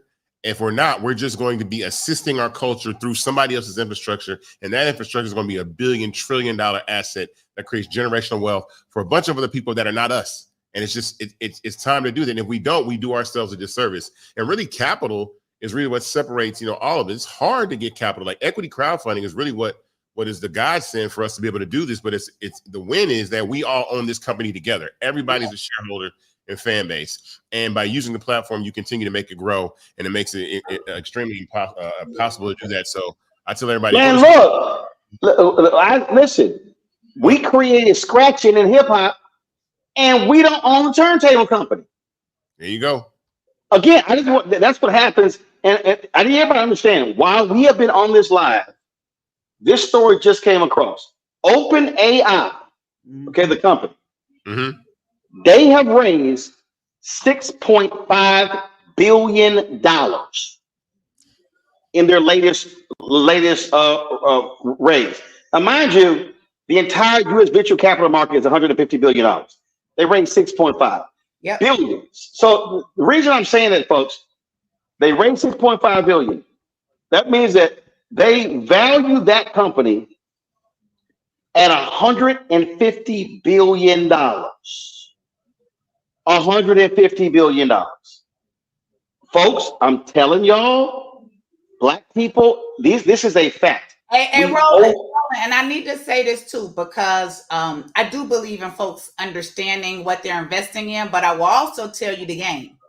Because hold on. We're getting a lot of feedback with your mic. So Isaac, let's mute our mic, so hopefully that fixes the problem. Go ahead. The only thing I was going to add to that is that oftentimes I get calls on companies I know nothing about. But what the call is, hey, Kim, we have an opportunity, put you on the cap table. Here's what we need from you. Because of where it's coming from, whether it's OpenAI, whether it's NVIDIA, all of them, if you got in early, you just go for the ride. You just go for the ride. And that's what happens with OpenAI. And what you also know is that, again, through technology and what we know is happening with how folks are using generative AI and all sorts, that is the future. And here we go back to the main stage and common denominator of tech. Well, what's that particular point there? Joteka Edie, many of us saw her last night on the Oprah Kamala Harris deal, Win with Black Women, started that 4 years ago. Joteka used to work for the NAACP. She leaves the NAACP, goes to Silicon Valley. That's right. Joteka got into all types of deals. And Bob Johnson always said this. He said, you have to be in the deal flow. In the deal flow. She got put into deals by virtue of the relationships that she actually built. That's how you build wealth. And again, so what this is opportunity. And let me say this to every Black person, or even non-Black people. Black people, we are America's tastemakers in everything: music, fashion, culture, you name it. When it comes to technology, the data shows it. Black people over-index in iPads and pads. We over-index. Black people, we were foregoing landlines. We were over-indexing on cell phones. We are early adopters of all social media platforms. Folks, Facebook, Twitter, Instagram, Vine. Our creativity drove the development of all these platforms. So what we're saying right here is, why in the hell are we going to keep making non-Black people, and listen, anybody can invest, whether you're Black or white, but the point is this here. Why are we going to keep making non-Black people rich as hell with our ingenuity, our culture, our dancing, our singing? How about we actually do that for ourselves? That's all I'm saying. Thank you, Kimberly. All right, let's go. Start engine / Fanbase. All right, next up we got Ryan Wilson. Ryan, where you at? What's up? What's up, man? How you doing? I'm doing excellent. How are you, man? I'm good. Okay, we're getting. I don't know what's going on. We're getting a lot of feedback. I'm not sure why that's the case, Keenan. I'm not quite sure, but just be aware of that. Go ahead. Yeah, you good? I'm good. I can hear you. Okay. All right, cool. That sound all right? Yeah, man. I mean, well, I first want to say to everybody out here watching that Fanbase would not exist without Ryan Wilson in the gathering spot. I say that all the time. He built a community, a membership community for Black people to come together. And some of those first conversations that I had about tech were some members of the gathering spot. One, which will be joining us later. I think Barry's around here.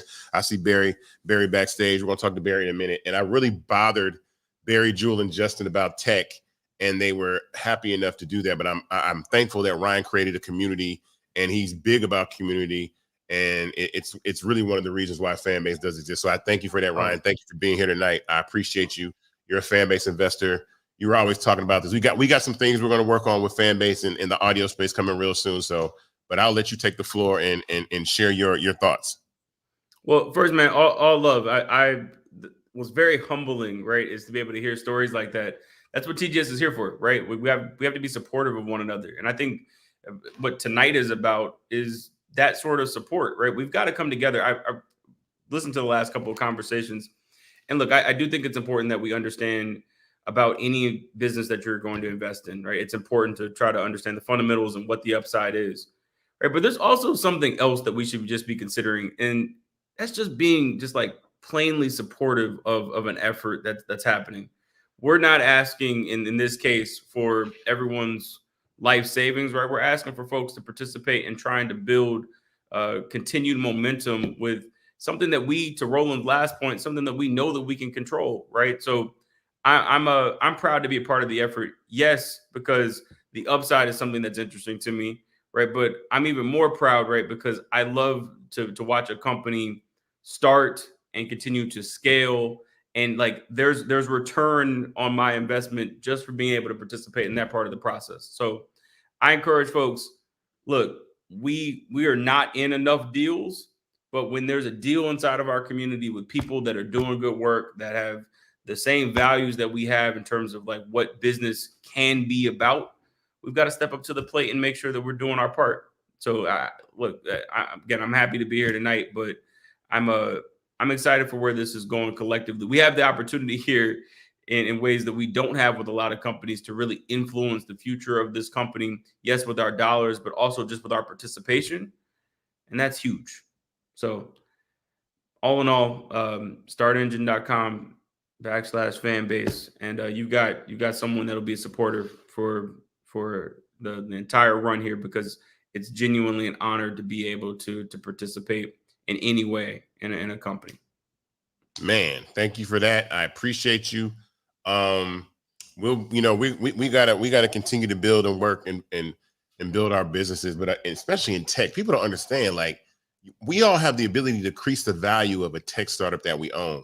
A lot of people didn't get to own tech startups. I'm like, man, we need to own these bad boys. You know what I'm saying? And run it up, man. I mean, these companies are $1 trillion companies. And honestly, when I talk to the creators of these, when I talk to the creators that use these platforms, I don't care what color they are. They really said these platforms don't even treat them well. They don't listen to them. They don't listen to what they want to do. We're in the middle of building a platform. We're building RTMP streaming for gamers so they can have Twitch, right? We're building new functionality in the audio. We're building for me, I need RTMP to stream Rollermart Unfiltered on Fanbase. We're streaming on Fanbase right now, though. We're on Fanbase right now. We're streaming live on Fanbase right now. I don't know how Ramiro did it. I don't know how the team does it. But honestly, I think to that point, right? But like, we need to hold Fanbase and you to the same standard that we hold other things to, which is to say that we blow things up all the time and aren't participating in them in any way, right? So again, like, it's important to talk about the upside and the opportunity that exists here, but it also is just important for us to say, look, being able to be engaged is a thing, right? Like that there is return. There's something valuable in that engagement. And frankly, we do that all the time in other contexts. We get very, very, very passionate about making sure that the world knows about the things that we care about.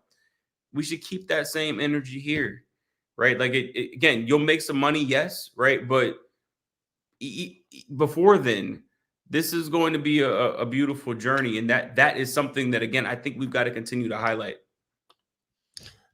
Absolutely. Well, I mean, I know we'll be able to do that. The Gathering Spot is a large community. We got some stuff that we're going to do in audio I'm excited about. I thank you for being here, Ryan, as always. I appreciate you. I appreciate y'all. Be well. And everybody, startengine.com/fanbase. And you will see us at the Gathering Spot, especially with all the events that we do. We're doing thousands of events a year. We're going to make sure that we do even more work with Fanbase as these experiences are happening. Just correct it. startengine.com/fanbase. Forward slash Fanbase. I appreciate you, Mo. Sorry. It's good. I'm old I school, got you.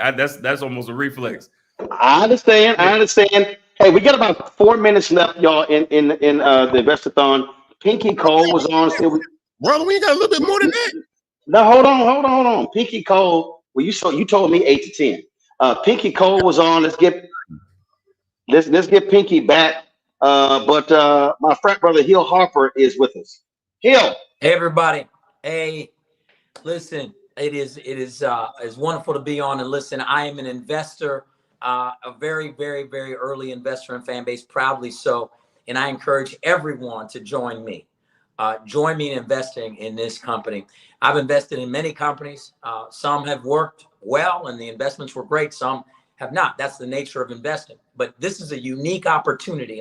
And there's an opportunity cost to not investing. And think about this. We have to own our own base technology companies. And remember, technology companies evolve over time. They are living organisms. None of the companies that are billion-dollar, trillion-dollar companies, unicorns, are the same company that they started out being. They were funded over time so they could continue to adapt as new technology introduced itself. That's why it's critical that we invest here. I know we have a limited amount of time. That's why I wanted to cut straight to the point and say, listen, any amount of investment matters. And this is critical. And I'm also going to say this because, Isaac, I was waiting to say this here. I'm going to launch my Hill Harper Fanbase page, account, whatever we want to call it. I'm launching it as of this next week coming, so that not only will I be an investor behind the scenes, I'll be an active participant and hoping to draw actual people and eyeballs to the platform. And so that's how we support each other. Remember, Dr. King said, we're all tied together in a single garment of mutual destiny. We got to stop operating in silos in our community. We have to partner collectively. Ryan said it. Other people have said it. This is about collective participation, because when all people are collectively participating, it makes the tide rise for everybody. And that's critical. Too much in our community, we've learned to operate in silos. Get out of that mentality. The opposition operates collectively. They don't have to agree with it. They don't have to agree with each other. And I'll finish with this. In our community, it seems we got to agree. You disagree on one thing, you agree on 9. It's like, I can't work with that.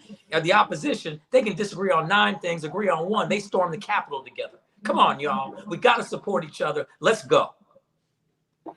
Absolutely. And in fact, Hill talked about the collective. If you go back and listen to or read Dr. King's final speech, April 3rd, 1968, in Mason Temple, he said, Black people, individually, we are poor. He said, yet collectively, we represent one of the largest economies in the world. That's right. He said, in order for us to move, we have to move as a collective.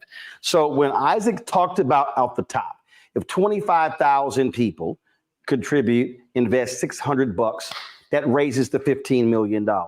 Now, you don't have $600, you do less. I am a living example of what happened when Black folks operate as a collective. We probably had about 31,000 people contribute to Roland Martin Unfiltered in the 6 years. They contribute more than $2.5 million. That's how we're still here. We've been able to build this network because there are people who say, Roland, I can't send 50. They said, I got 25. Your 25 is just as important. 10, 5. I had an elderly Black woman in the airport in Atlanta. She said, all I have is $1. And I said, baby, your dollar is just as important. We took a photo, I posted on social media. But that's what we're talking about here. But what we're talking about is creating. Here's what I'm tired of. And I was at CBCF last week. I'm tired of us having wealth creation conversations. We have to have wealth creation engines. You're not going to create wealth by attending panels about creating wealth. In fact, the only people who are actually making money off of that are the folks who you're paying a registration fee to. That's who's actually building wealth. So this is Fanbase, y'all, is a social media company, but it is a wealth creation vehicle. And that's how we have to think about it. So now if you're watching or listening, I want you to now say, okay, how many wealth creation vehicles do I have an opportunity to actually participate in? That's what this is. And again, it's a risk. There's no guarantee of anything. But here's what I do know. If you spend $600 on a jacket and you gain weight, your ass may not be able to wear that $600 jacket. And so it's going to sit in your closet or you're going to give it away. I'm just being straight up. Right. I got some stuff in my closet I can't fit. So if I want to wear that stuff, my ass gonna lose some. Send it to me. My ass gonna lose some weight. Well, I'm taller than you, so that's not gonna work. So that ain't gonna work. Don't get on here. Hey, don't get on here and lie, Roland. Come on. Hill. Oh my God. Don't make me post a photo on Fanbase, Hill. Don't make me do it, Hill. Post a photo. I don't want to hurt your frat. We try more people there. All I'm saying, folks, is this is a wealth creation vehicle. And I'm telling you, Isaac knows this. Hill knows this. I know this. White boys and white women all across the country, they are in deals like this in order for them to be able to invest small amounts of money, have a big payoff in 3, 5, 8, 10 years, and they can sit back and chill. They can sit back and chill, and they ain't going to a 9 to 5. So that's all we're trying to say here, why your participation is important. So Hill Harper, we appreciate you joining us, man. Thank you so very much. Love you both. Keep up the good work. Love you, frat. So folks, here's the deal. I'm about to jump off. I got to go pack. I have to fly to Atlanta tomorrow. I'm being inducted to the National Black Radio Hall of Fame. So I got to pack. Congratulations. I got an early morning flight. I appreciate it. Got an early morning flight. So I'm going to leave you with this. And y'all, this is very basic. This is very basic. Go to startengine.com/fanbase. The information is there for you to read. Everything is there. All the information is there. And I'm telling you, y'all, I want y'all to understand, I get technology. I'm 55 years old. I'm 56 in November. I think I am. Yeah, I'm 56. My brother's 57. I'm 56 on November 14th. He's 57 on November 13th. Okay. I'm on Facebook, Twitter, I don't call it X, Tumblr, Instagram, Fanbase, LinkedIn, TikTok, Snapchat, Threads, Spoutable, Spill. That's 11 social media platforms. Of the 11 social media platforms that I am on, I do not own any equity in 10 of them. Let me say it again. Facebook, Twitter, LinkedIn, Instagram, TikTok, Snapchat, Tumblr, Threads, Spill, Spoutable. Those are the 10. The 11th is Fanbase. Those are the 11 social platforms. And I might be missing some. I'm on Flickr, 12. Got photos over there. I only have equity in one, which means out of all the social media platforms, somebody said too many platforms. No, it's not. But I'll throw in YouTube, 13. Out of the 13 platforms, the only one that I have equity in is Fanbase. Because Isaac has taken advantage of the crowdfund regulation that was signed into law under President Barack Obama that allows regular, ordinary people and not institutional investors to be able to get in. So Black people, when you make the investment, it's not a question of just, man, I'm gonna cash out in a year. You literally are creating economic value for your children's children. I don't have any biological children, but I raised 6 of my nieces. I'm creating economic value for me, for my family. That's how we have to be thinking. Last point. We have got, as Black people, we have got to stop talking about Black Wall Street in the past. Oh man, we built Black Wall Street. No, you did not build Black Wall Street. They built Black Wall Street. What you should be thinking about today is, how do I build Black Wall Street in 2024? So 50 years from now, a little Black kid, a little Black girl, a little Black boy, that's going to Black History Month program, they're going to be talking about, oh, there were a group of people in 2024 who decided to do Black Wall Street in the 21st century, and they invested in a platform, a social media platform that then blew up and was worth billions, and they're going to be talking about you, as opposed to 50 years from now, we're still talking about Black Wall Street from the 1920s.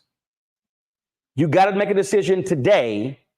Do you want to be remembered 50 years from now as creating the new Black Wall Street?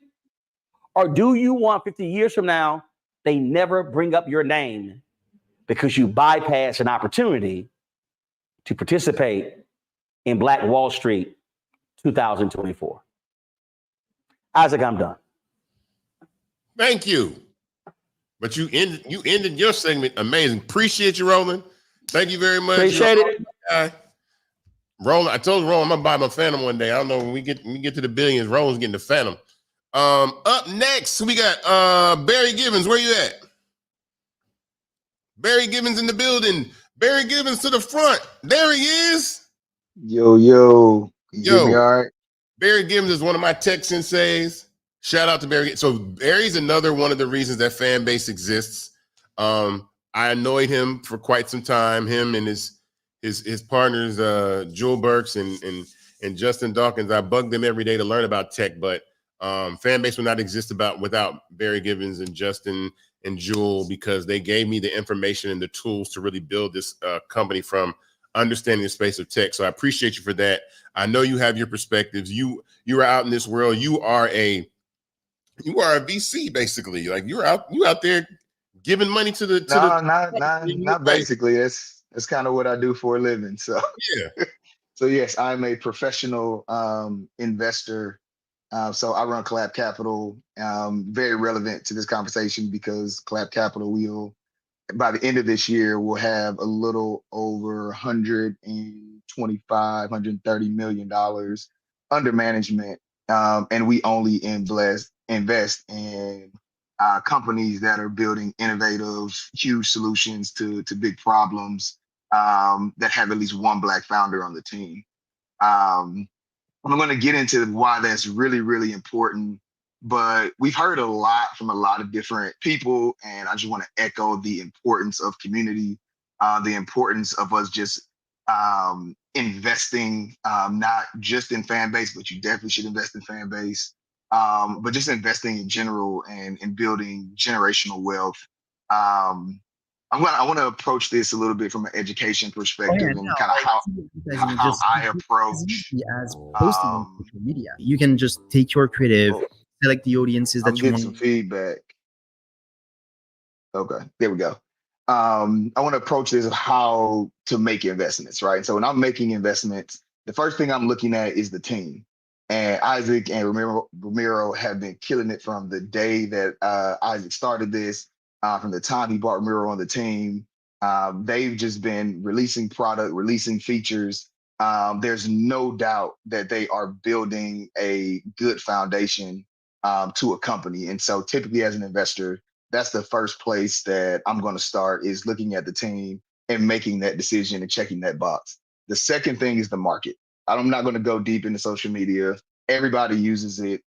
It's for everybody, not just Black people. We want to bring everybody over to Fanbase. Then business models. And this is what really got me with Fanbase when Isaac first pitched it to me, is that I just envision a company like Nike coming on the Fanbase, building up their followers, getting the loves, getting the likes, actually making money while on the platform, and only releasing sneakers to people who follow their page, right? Like those types of opportunities. Marvel, when they're voting on who's the next movie they're going to release, which character are they going to make the next TV show on Disney for? You can do all that type of stuff on Fanbase while they're producing revenue.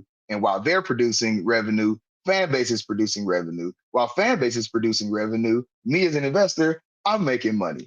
So from a business model perspective, I just loved what the team was building, thought it had a lot of legs to it. And so that's why I continued to push Isaac and work with Isaac to make sure that this became a reality. But the most important thing that I typically look for in an investment is, how can I help that investment grow? And this is the truly special part about Fanbase. We all can literally help build our own wealth, right? We can help bring people to the platform, post content on the platform. We can do all of these things. If you are a creator and you're not on Fanbase, you're literally doing yourself a disservice. You can invest in a platform that you can then pull your content into, create new content, build up your following, make a living off of that following. And while you're making your day-to-day living off of that following, you own stock in a company that your wealth is being created on the back end. And so that's kind of my spiel on, just from a professional investor perspective, how I look at companies. But here's what I want to say, Isaac. And I don't think anyone has said this before, because I think it's kind of it's a thing in our community where sometimes we really struggle with helping other Black people win. And I'll get back to why I do what I do for a living. My entire success right now, what I do, is built off of making other Black people rich. As an investor, if I go make someone a billionaire through the work that I do every day, I'm going to make some money, but they're going to be billionaires, right? Like, they are the founders of the company. And that's what I love about Fanbase, right? And we're looking at ourselves creating billionaires like Elon Musk. Excuse me if anybody has the truck, but it's ugly. And we're still going out and spending hundreds of thousands of dollars while this dude is openly on his platform doing all the racist things and giving tens of millions of dollars to people that we may or may not support. I do not, but I don't know what everybody's affiliations are. That's what wealth brings. And so we have to make sure that we get out of our own way and help make the right people wealthy. And so through this, hopefully we make Isaac extremely wealthy. Like, I want Isaac to be sitting on billions and billions and billions of dollars, and I'll be happy with a couple million, right? And we have to change our mentality as Black people to be okay with other Black people winning more than we're winning on the same play, right? And so that's why I love what I do every day. That's why I love being an investor in Fanbase. And that's why I hope that you all invest in Fanbase. If it's something that's too risky for you, if it's something that you can't do financially, I always tell people, don't stress yourself out over an investment if it's going to mess you up at home. Like, don't do that, but you can invest in other ways. You can share the platform. You can get on the platform. But in all seriousness, it's $600. It's $600 minimum, right? If you can do more, do more. But let's all make Isaac really, really, really rich, so that when we do have the next election, when we do have the next thing, the next scholarship that we need for Black kids coming out of Southwest Atlanta, the next tech fund that is looking for investors so that I can invest in Black people. I need investors. I would love to make Isaac rich so that he can actually invest in my fund, right? This is how money works. And we have to make sure we have more uber rich Black people that have the same values that we do, that believe in the same things we do, so it makes conversations like this easier. And I'll stop there. I know we're already late on time, but love what you're doing, Isaac. I want you to continue. I know that the path gets hard as a founder sometimes, but yeah, just kudos to you, kudos to the team. And as you know, I'm always here to support, always here to show love. And so whatever you need, I got your back.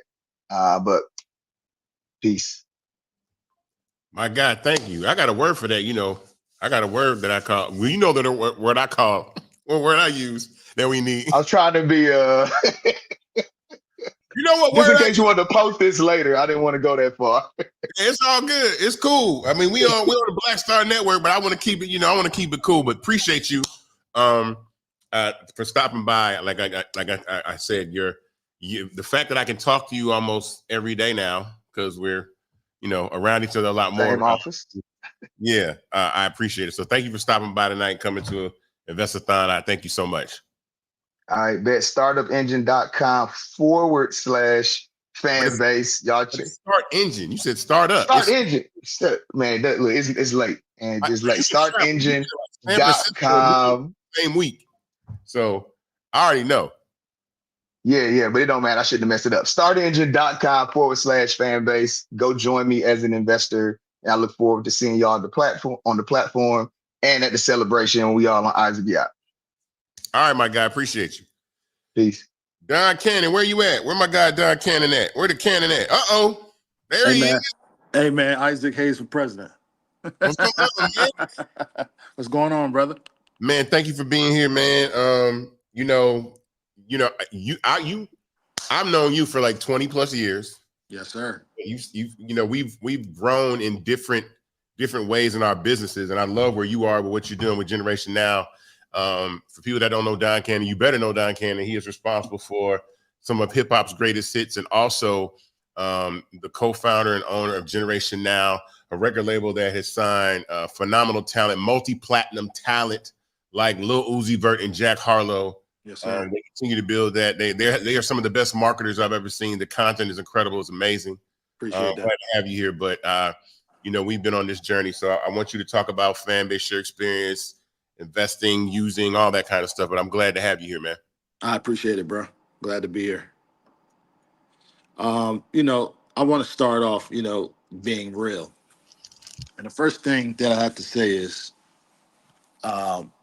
we all want each other to become the most powerful human beings we can in a positive way in the community. That way, like the last gentleman said, so we can fund other things. We don't get that chance as people. Like I started Tomorrow app, we started Generation Now. And the first thing we all coming from, me, I came from the hood, the fake ghetto is what they call it. But the hood to where I cannot get people to believe in us around us. And we need to start that by creating these platforms that'll help us get to the next level and build this talking points from me and you and get into there. So, the same thing I feel with Start Engine is so great to have something like that where our people can invest small amounts of money. There's so many things on there that you can get into, all tech companies, there's products. I know one of the girls we went to school with, she has a beer and she's trying to start that up. So I think that platform and other platforms help us get to those points where we can give that money away. I buy Jordans maybe once a month. I buy shoes once a month. It feels good to be able to look at things and to, invest in things that will help me, like the guy said, 3, 5, 8, 10 years later, and give back to the community as well.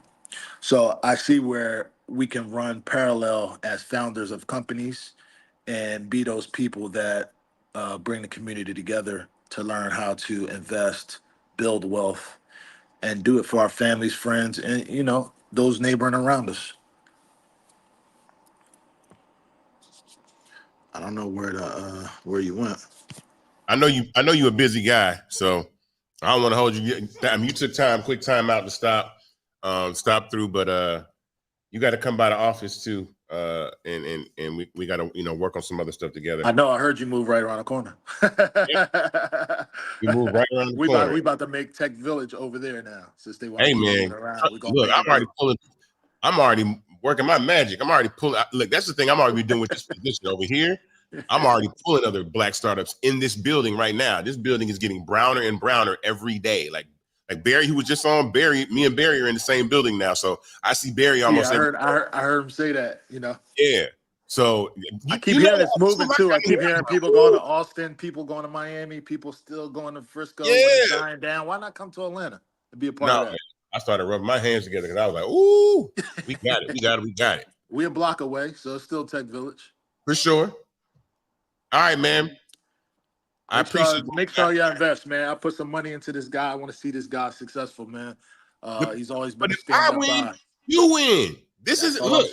That's all I'm saying. Startups. This ain't. See, the thing about tech startups, I say all the time, is these companies don't get to like, $30 million and 40 million, and then everybody, you put your money in. These companies get to billions and billions of dollars. These are 100x, 1000x, 2500x returns on investment. So that's why I tell people like, yo, you tripping. Yeah, and it's me. I'm a little different. Like I love the passion and I love projects and things, but I actually invest in the executors.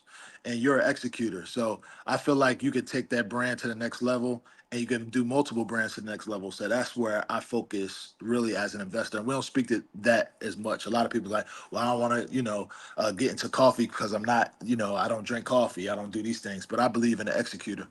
And a lot of the things I invested in were people that I know can execute. The same thing with me. If you're coming to me and say, hey, he has a new artist and I do something where I'm raising money for it, I'm going to execute it the proper way.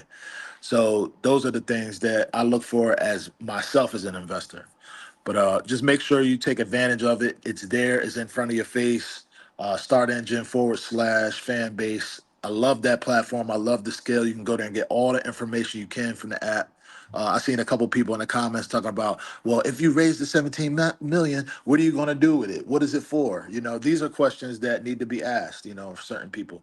But all the information is there. Isaac is a good talk box. He'll give you everything from top to bottom, everything you need. And I love what he's doing. The executor, Isaac Hayes III for president, future president, and and go to Fanbase on Start Engine /Fanbase, and just throw some money in it, man. It'll turn into something. I promise you. Thank you, my guy. I appreciate you. Always. All right, my man. Yep. Up next, we got one half of Civic Cypher. Man, my man Q Ward. Q Ward has been here the whole time. Q Ward said he was enjoying the show, but I want to bring Q Ward in. This guy, there he is. What's up, man? My brother, what's going on? Man, thank you for being here. You guys have been supporters of what we're building over at Fanbase for quite some time. Always represent anytime you guys like, look, you need me to, y'all put me in the magazine. I was like, yo, y'all gave me some. I was in hip hop. I was in Hip Hop Weekly. Like, what's up? Like, you guys, that kind of support is invaluable, though, man. I think it's invaluable support. I appreciate you for doing that. All these people that are on this call, I'll say this in this invest-a-thon. I want to express to anybody out here that's watching right now, nobody's being paid to be on here. Nobody's being paid to be here. These are people that care about what we're doing. These are people that believe in it. And it's also, there's relationships that I've been able to have 5, 10, 15, 20 years and call on these types of people because number one, I do believe in doing good business. I do believe in being transparent. I do believe in doing something for the Black community and make sure that we have an opportunity to invest. I mean, this is being streamed now on 3 YouTube channels and will be available after the stream for people to play. And that's when this thing's really going to get played is after it's over, people going to start watching this and really, cutting it up and chopping it up and doing all this stuff with it. So I'm excited to have you here. But, I want you to tell everybody about your journey with Fanbase and why you believe in what we're doing. Well, the biggest thing is you created an economy where we don't have to be passive investors. Ike and I go back, I call him Ike, 15 years and investing in Fanbase. I don't have to put my money into something and hope it works out. As a community, all of us investing into Fanbase, we can make our return happen. We can make it the biggest social media platform out there. Like our brothers said before, by simply participating on the platform. So when there's an economy where creators can invest, bring all of the things that we do to make Instagram popping, to make Twitter popping, to make YouTube popping, we are the engine, but the infrastructure reaps the benefit. We have now, or Ike has now created a platform where we can bring our content, bring our creativity, and bring our creations, and then explode the platform, and all of us get to participate in that explosion. So I'm looking forward to celebrating that exit. I'm gonna be in Atlanta with you. I'm gonna be in the Phantom with you or the Cullinan, whatever you say we riding in that night, and doing all that I can to really impact anything that you're doing because I believe in you as a person. But this idea is brilliant. The first time you told me about it, I couldn't invest yet, and I was anxious. So I've participated in every round, every raise, and I'm continue to do the same and try to tell everybody I know to join me on that mission. Man, well, thank you. I mean, listen, I appreciate you and Ramses. You guys y'all some smart dudes, man. Y'all some real chill. Y'all fat. Y'all ain't got the magazine and a lot of stuff. But I mean, media. But here's the thing about it too. Also, you guys being in media, I think that what's important about that is I want people to understand that Fanbase is disruptive. Fanbase puts the power of media in the hands of every single person. Newsflash, as soon as they put video into social media, we all became television networks, right? We all became television networks that can distribute content amongst ourselves. So even you guys have the ability, like, I want a hip hop. I think I need a Hip Hop Weekly Fanbase page because, like, it's a way to take that media and even take it into a audio visual space or audio space or even build more. And that's the things that we'll be able to do. So when I thought of the media space, I'm thinking like, man, there's so many opportunities for people because social media is just little pieces of television now. It's just we scroll, we channel surfing all day long to see who got baby oil on them, who getting locked up. But they're running ads in between all of that, just like they do on TV. But you own your own network, and so you got to monetize your network, and they're not giving you any of that ad revenue, hardly any. So you might as well start your own Netflix, being yourself, and get people to at least tip you for the content that you make. So we got some great things coming up, Isaac. We just did a new partnership with iHeart. They're about to more than double our footprint. You spoke about Hip Hop Weekly. We're relaunching Hip Hop Weekly either last quarter or first quarter of next year. And we're going to use Fanbase as our launching point for all of the new programming we got. So we're producing new podcasts, relaunching the magazine, and again, doubling the footprint for Civic Cypher in a new partnership with iHeart. Fanbase will be our home base for everything that we're doing in the creative space, exclusive behind the scenes, all of our video. Like, we haven't even done anything with video yet. All of our stuff is audio. So we are going to try to help explode this platform. We're coming to spend some time with you in Atlanta, spend some time in the office, brainstorm, and come up with ways to make this a massive endeavor for everybody involved.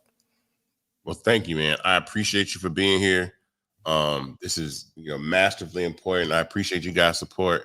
And just let me know whenever you're in the city, pull up. You've been to the office. You got to come to the new office. And people, and let me say something about the new office, because I want to express to people. Our lease was up at our old office, but I wanted to say that when I saw this community here, this is a community environment where I met a wonderful woman by the name of Natasha Parker, who built this entire office, and it's basically like a collaborative space. So just being in here, I built so many more relationships just by being in here. We were off silo, we were in the cut, and that's not really what social media is about. Social media is about being social, so you have to be seen. So we are, we have a partnership with Georgia Tech, we have HBCU partnerships, and so we're stepping out. For 2025, we are going to be a lot more visible. So I can't wait to have you at the office. I can't wait to get back to Atlanta. Ramses is looking for a house down there as we speak, so we might end up being neighbors, bro. Hey, Ramses, we took Ramses to Atlanta. He's strung out now. He's ready to make a move. Well, I mean, it's way different in Arizona. Let me tell you that. So yes, sir. All right, my guy. Appreciate you being here. Thank you, man, for your patience and hanging in there. Hey, man, I asked if I could come in early because I wanted to be more than just a passive participant. I'm proud of you, brother. I love you, man. And for always, anything we can do, you got it. Man, thank you very much. Appreciate you. Yes, sir. All right, my guy. Benaja Pool, where you at? I can't hear you. Turn your mic on. Are you muted? Yep, I'm here. Hey. There you go. What's going on? How are you? I'm good. How are you? I'm doing amazing. Glad to be here. Man, look. So we connected at Invest Fest, and I want people to I want you to talk about what you do for a living and why that's important, because you own a black bank. And I think that that's extremely important, but the access to capital that the black community has is so limited, and it's so frustrating that VCs really, and I know some people in the VC space, but VCs don't check for black companies like that. You see what happened with the Fearless Fund, and you see what happens with like stuff like that. And then a lot of times the banks are not necessarily on your side. It's amazing to meet a woman that owns a black bank, which I think is important. And when we spoke about you coming on to the invest-a-thon tonight, I wanted to, make sure that we made some space for you, but to talk to us about the importance of access to capital, because Start Engine is providing me an access to capital that I would never have before. This is a community-funded app by people that are, and these aren't donations. I don't want people to think that you guys are this isn't a GoFundMe. And I know I support everybody raising money for Vice President Harris, but this is ownership. You are purchasing shares in this company. So I want you to speak to that, though. Yes, absolutely. So guys, I do own a bank. I am nationwide. I also fund in 40 plus countries, and the importance of the dollar, the importance of the black dollar. So let's face it, in modern times, a dollar circulates on average 6 hours in the black community. That, in contrast to other communities, is below the standard.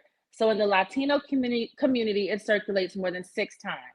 In the Asian community, it circulates more than 9 times. That's equivalent to 20 days. In the white community, it's unlimited number of circulation. So this disparity of circulation highlights a deep-rooted economic disparity. So money circulation is important in our community because it helps us circulate what leads to higher financial stability as well as economic growth. So platforms like Fanbase and other Black-owned businesses, it's imperative and important that we invest in them. I am 100% a Black-owned bank. I do not have any business partners. I'm the sole owner. Investing in companies and investing in platforms that are for us, by us, will help us build generational wealth. So I heard a lot of people talk about equity, right? So equity is the way that you put money into a pot, you let it sit, and it grows. Ultimately, once it grows, you can pull the capital out and access it. Hopefully your equity grows to something, phenomenal. But when you're investing, of course, as everyone said, it's a risk. You don't know what it's going to grow to unless more people invest in it. The Black spending dollar right now, the power that we have in our abilities is almost surpassing 1.7. It's supposed to be about $1.8 trillion at this point. So with that being said, we have money in our community. We know how to spend money. We just have to be able to spend it on the right things. According to the Census Bureau, guys, 1 in every 5 white households is $1 million household. In the Black community, 1 in 20 is $1 million household. That's a big gap, right? But guess what? On the flip side of it, 1 in 4 of the Black community household is either zero in wealth or negative wealth. So it is important to invest in platforms such as this. This is a technology company. Technology is only getting better. It's growing. It's not going anywhere. If you're going to put your money towards something, you have to realize that investing is a long game. Okay, you can't put your money in there and expect it to turn profit in 24 seconds. You got to leave it in there for it to grow. But guess what? If you put it into places like this, Fanbase, then you'll definitely grow a profit, because let's face it, it's been around for a couple years. I joined Fanbase in 2020, and I've been a member ever since. And I'm also an investor. So go to startengine.com/fanbase, startengine.com/fanbase, and invest. Look, it's only $3.99. Put in your $600. Let it sit, let it work for you, and gain your profit later. Thank you so much. You're welcome. You're welcome. Thanks for being here. I'm so gracious for you to be here in your your wealth of knowledge and what you're doing, and glad to have you as an investor in Fanbase, and we'll continue to build. Look, I might be knocking on the look. Y'all, Banks got money. We're gonna have to have that talk too. So absolutely. And look, you guys, if you guys have businesses, or homes that you own, don't be afraid to pull equity out of there if you want to, invest in other things. That you're sitting on the golden ticket after the big economic boom in 2020, COVID. We're all sitting on equity if you purchased a home during that time. So don't be afraid to tap into a little of your equity, pull out some capital, and invest in some of these businesses so you can turn profit. Wow. Thank you. You're welcome. You so much. All right, we are back at the invest-a-thon, Fanbase invest-a-thon. All right, I'm about to pull in the big dog right now. I had an opportunity to speak at the 100 Black Men of America conference in Atlanta over the summer, and I saw Mr. Milton Jones speak. I got an opportunity. I got connected with him, and I want to bring in the chairman of the 100 Black Men of America, Mr. Milton Jones. Milton Jones. How you doing, brother? How are you doing, man? I'm doing great. Listen, I've been listening and feeling excited about the notion of our investing in ourselves, because all too often we invest in others, but not in ourselves. We create for others, but not for ourselves. And so when I look at the messages that we give to the young people that we work with, and we talk about what you see is what you'll be, which is what we really mean. And we think about our 4 pillars of mentoring, economic empowerment, health and wellness, and education, that particularly in areas of economic empowerment, the best way for us to empower ourselves is to invest in ourselves. And what you're building with Fanbase, if we're making the owners of Facebook famous and rich, if we're making the owners of so many other, tech stocks famous and rich, then we need to make sure that we're taking advantage of it here. I've invested in stock for more than 35 years, not as a stockbroker, but as a person just trying to be a little frugal and making a little more than a savings account might generate. And I didn't invest in 1990 in Apple, but if I had, it would have cost me 31 cents a share. And yesterday it was worth over $220 a share. 31 cents, 220. That's how it works if you wait and hold long enough in a well-run company. Sometimes stock goes down, sometimes, but many times it goes up. And frankly, with the kind of content that you're talking about producing here and the strength of the platform you're building, it really, I think, looks like a great, opportunity for us to take a look at and help others see. I've taken a look at it. I'm going, I was in the process of investing when you called on me, but I'm going to get that done tonight. And I believe whether it does something great for me. I got children and grandchildren, and I think it's been said that one should take care of one's children and their children's children, and so as such, everything's not a quick hit gain, but the long-term gain can be great. And I know there are members of the 100 that are on the call. We reached out to some of the brothers and asked them to join, and I'm excited about the possibilities that exist here, and just glad that you're stepping up the way you are, Isaac, and so many others that I've heard tonight. Jamal Bryan, very inspiring, who's chair of our interfaith committee for the 100. That his messaging, was very, very impactful, and so many others. That we've got to make sure that we have our eyes open and don't say, how we miss this, how do we miss that? Well, if you don't eventually stop at the bus stop and get on, you're not going to ever ride on the bus.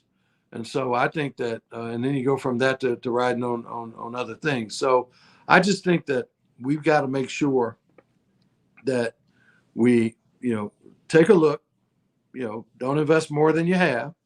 I think, as you said, at $600 per investor, you reach a huge number. If you look at 25,000 people, and I think it was Kim who said everybody may not be able to do, $600. So do 300, 399, do less, do whatever matters, but don't stop there. You can always come back next month or month after next. And so there are many ways to build an investment portfolio, and it's not all built at one lump and one bite.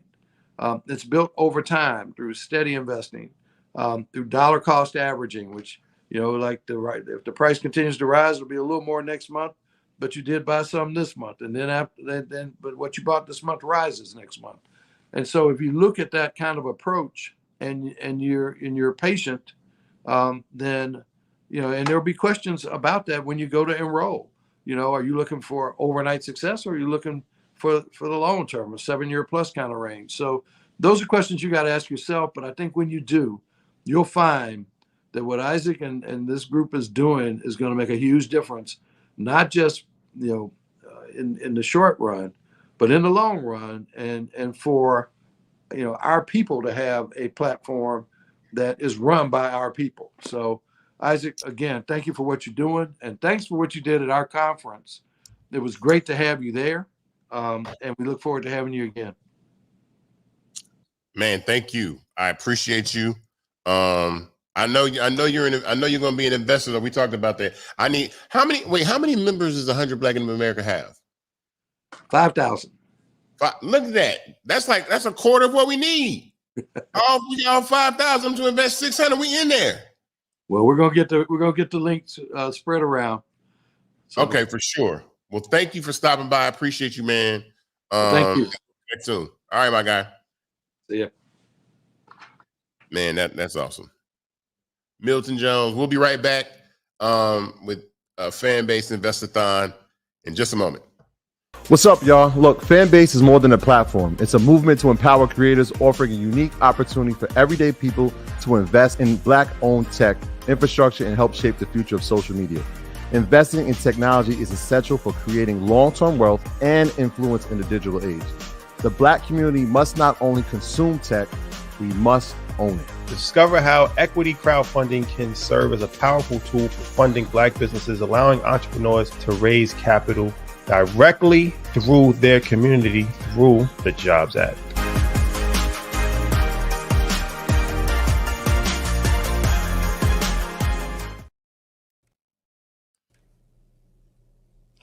Hey guys, Erica Jane from the Real Housewives of Beverly Hills and some other projects. And I'm here to talk to you today about Fanbase. And you're probably thinking like, why is she here? Well, I remember when my friend Isaac Hayes called me a few years ago and he's like, Erica, I'm starting this new tech company, this great new app, get in on the ground floor. This is your chance to get in on the ground floor. Fanbase. This is the chance for you to own a piece of tech. And that's where all the money's made, early. So my advice to you, check out Fanbase. And Ike, I'm really proud of you. Awesome sauce. So I wanted to talk about actually the Jobs Act is something that we talked about specifically. I want to go right into that. People kind of don't know what the Jobs Act is. So equity crowdfunding came from this law passed by Barack Obama and Joe Biden in 2012 that made it possible for anybody to invest in an early stage company. Before this, so all the people that invested in Apple, Google, Microsoft, Instagram, Facebook, Snapchat, Twitter were already rich people. So we never got the phone calls. We never got the phone calls to do that. So the Jobs Act and equity crowdfunding has offered the opportunity for us to be able to take our dollars and put them inside small businesses or startups that we never had an opportunity to do so for, which is why in the space of tech, that's incredibly powerful, because in social media, we are the ones that have the power to increase the value of the app by using and owning it. So when you get 10 or 15 of your friends using the app and then investing in the app, do that. So here's a video that I want you guys to see about the Jobs Act, and then I'll be right back with Charlamagne and we'll close this out. Back in 2012, in an effort to create jobs, Congress passed an important bill. Officially, it was called the House of Representatives Bill HR 3606, but nowadays it's known as the Jobs Act. Simply put, the Jobs Act makes it easier for promising new businesses to raise capital from investors like you. Once these businesses have capital, they can start hiring. Now, this is a pretty historic change. You see, for the past 83 years, since 1933 to be exact, only wealthy investors were allowed to invest in these private business ventures. These wealthy investors are known as accredited investors. An accredited investor has a net worth of at least $1 million or earns at least $200,000 per year. But the Jobs Act will allow all investors to invest in early stage startup companies, regardless of their income or their net worth. As the Wall Street Journal wrote, if all goes well, small companies can raise cash relatively cheaply, while investors get a stake in an innovative business with limited downside risk.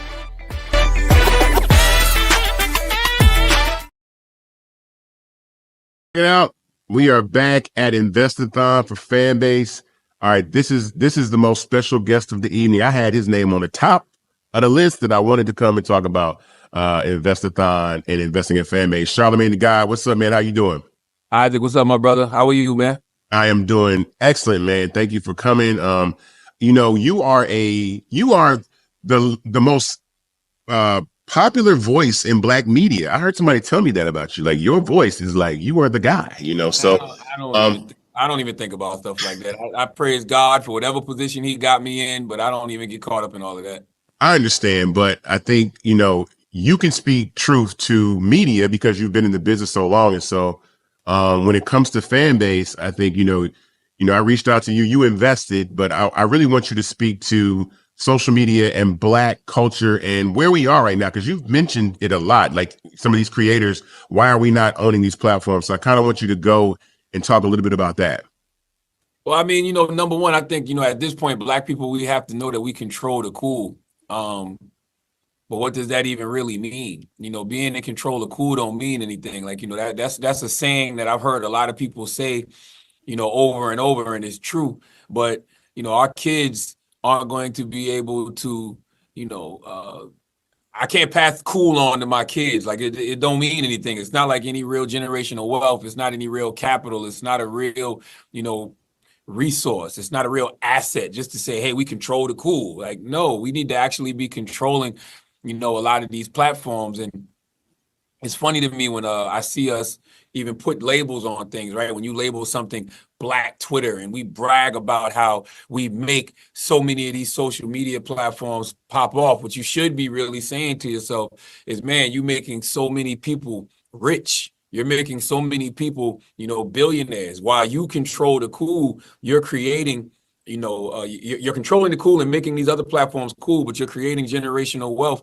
For people who don't look like you. And that's just the reality of the situation. And I think that, a lot of times we have to just get into the mode of believing in ourselves. When you first started talking to us about, Fanbase, Isaac, I thought it was such a good play to at least try.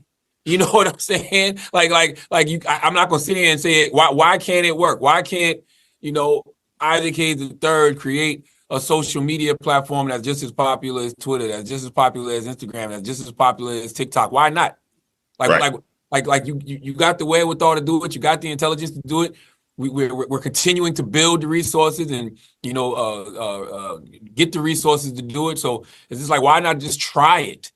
All of the I've been alive 46 years. I've watched like 8 or 9 social media platforms take off.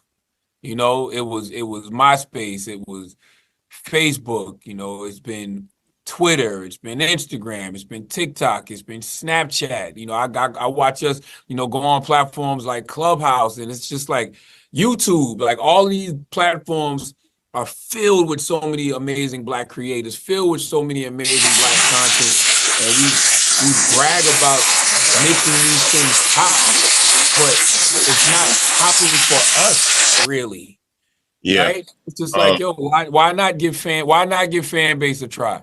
Something that I notice is that all these institutions of entertainment are infrastructures that are not owned by us. So, NFL, NBA, TV, film, and social media. And so the companies, the apps that you're talking about were really funded by seed investors and a small group of people. Now, the difference between us and them is capital, which is why we're here tonight. Capital is really the big difference maker in this. And so investing in Fanbase gives us the capital to actually compete on a level that these platforms operate on, and we're able to scale to the next level, then raise more capital. So that's the process, and people don't understand how important that is. And I know you can talk about that.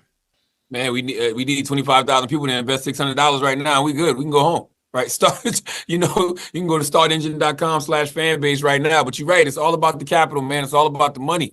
Cash rules everything around me. Dollar bill, y'all. Like, you got to spend money to make money. You got to invest money to make money. And I mean, that is always our biggest hurdle. That is always our biggest obstacle. And that's why I tell people all the time, don't trip about where Black people are, because we're babies in this thing. And, we're really just starting to learn a lot, and we're really just starting to, get in these spaces the way that we need to. And, people like yourself, Isaac, with Fanbase, y'all the first of its kind. And, that's why it's important to make things like this work, so we have a really solid foundation to stand on. So yeah, people need to go to startengine.com right now and invest some money in the Fanbase.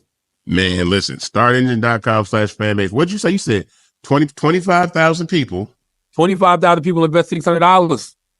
Fanbase, yeah, they good. We good. How long you think that'll hold us over?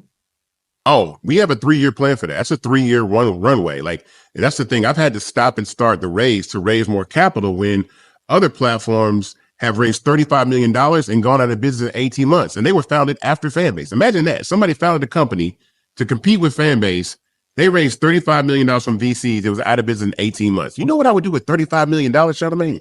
Damn, $35 million and they was out of business? 18 months, blew the money. Why do you think that is? Because I think these other apps try to buy celebrity, but they don't know how to build community. I'm big into community building, which is why I really, if you notice, you invested for a while, but I've never really called on celebrities to have this type of conversation, because apps are maintained by communities and not celebrities. Celebrities got to go celebrity. You're a busy man. All these people are very busy. So once you leave, your audience is going to leave and not necessarily stick around. So the purpose of Fanbase is for me to build something that people stay when you're not there, and build community. It's about building community, monetization, all those things. Free app to use. You can monetize if you want to. So I think that's the difference. People try to buy audiences, and I've seen tons of apps come and go that try to buy audience, and you can't do that. You have to build community, but to build community, you have to have capital to build the resources and build the infrastructure to expand that community. So that's what we're doing. I think, yeah, I love that. And I think that's why people like social media, because celebrities become a part of a community. Like, I think that's why, I mean, it's a gift and a curse for celebrity, right? Because I feel like when we look at what celebrity was in the 80s, what celebrity was in the 90s, even what celebrity was in the early 2000s, to me, that was real celebrity. Like those were real celebrities. People pass out when they see those folks, right? Like, I don't think we have that anymore, but I actually think that's kind of a good thing, because celebrities become a part of a community with their consumers. And, I think that you're apt to support a so-called celebrity more if you feel like you really, really know them. Yeah. You know, if you feel like, you know, you can really engage with them anytime you want to. It's like having somebody's Twitter or DMing somebody and them DMing you back. That's like the new text message. It feels personal now. Yeah, for sure. Well, I mean, I don't want to keep you too long. I know you're a busy guy. I appreciate you coming by. You know, I appreciate all the support you always give me and your fan base. And really, you're really spreading a message even beyond fan base. Like, wake up, people, like, invest, own things. Pastor Bryant said that 83% of Black people have never owned a piece of stock ever.